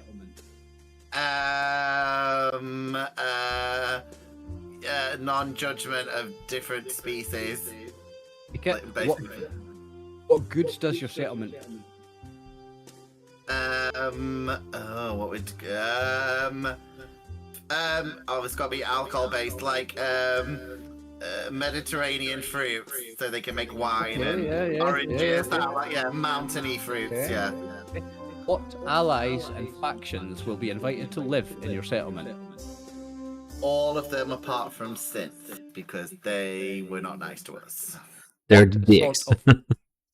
What sort of government and law will be established for the settlement? What will its leadership roles be, and who will act as its leaders? It will be a republic. Don't know if that really matters too much. And we will have representatives from all the communities, so like this is probably racist. But from each like race that's there, there'll be a representative, so it's not racist. So make Marvin. Marvin's one. Who will have a person, a robot? And what? Yeah. If you make me and Marvin one of the leaders, he will still be there in the next campaign because he's that. Maybe. Last question. Well, last two questions. What are three major challenges that the settlement will experience in its first year? Well, I think to relate to Happy, I reckon we probably have debt problems. Right, So, okay, yeah. Some form of debt maybe we've accrued buying equipment. And another one, I guess keeping the community cohesive because there's so many different races there. So we might have Yep. Any ideas from the other two for what a third major challenge that the settlement would experience in its first year? Maybe a few synth attacks. Synth attacks. Okay, excellent. Brilliant. Brilliant. So, did you, because Arvin, old Toman had sacrificed his life, so do the remaining two of you, do you or do you not use the transmitter on the Gek to contact Micah's vault?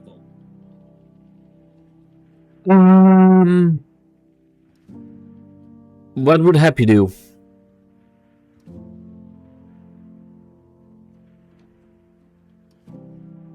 Don't hear ya. No. You're muted, Chris.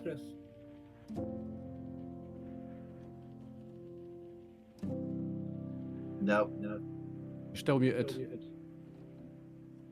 Oh, okay, sound. No. You're talking to Twitch, I guess. Right, okay. So Do not okay, then contact no. them. Yeah. Good job we can lip read a bit. And then I will say no. Okay, so Chris comes back. They're about to finish. Oh, you're back. So yes or no, you don't contact them? No, I'm not contacting. Yeah. Fuck Micah. Okay, so you keep the new settlement unicorn yourself. Okay? And with that, guys, we conclude Fallout RPG Once Upon a Time in the Wasteland. We will continue in 2 weeks with a new adventure with a bang or a whimper. Very much With for new playing, guys. characters and some new players. Thank you very much for playing, guys. You were all a pleasure to run a game for. I'll wait for the next one. And thank you for watching, those who have watched. I don't think there are a lot, but still. And we will see you in thank 2 you weeks. Thank you all for watching. We will see you in 2 weeks. Mwah. Oh, and remember, war War never changes. Or it does. Or it doesn't change. Right, are we going Have to a good read out one. now? We're going to read out because Chris and Scoon are both live, and Bill's live. It'd be a nice person to raid. Is he live? Bill is live. Brotherhood. Who is live? He was. Let me double check if he still is.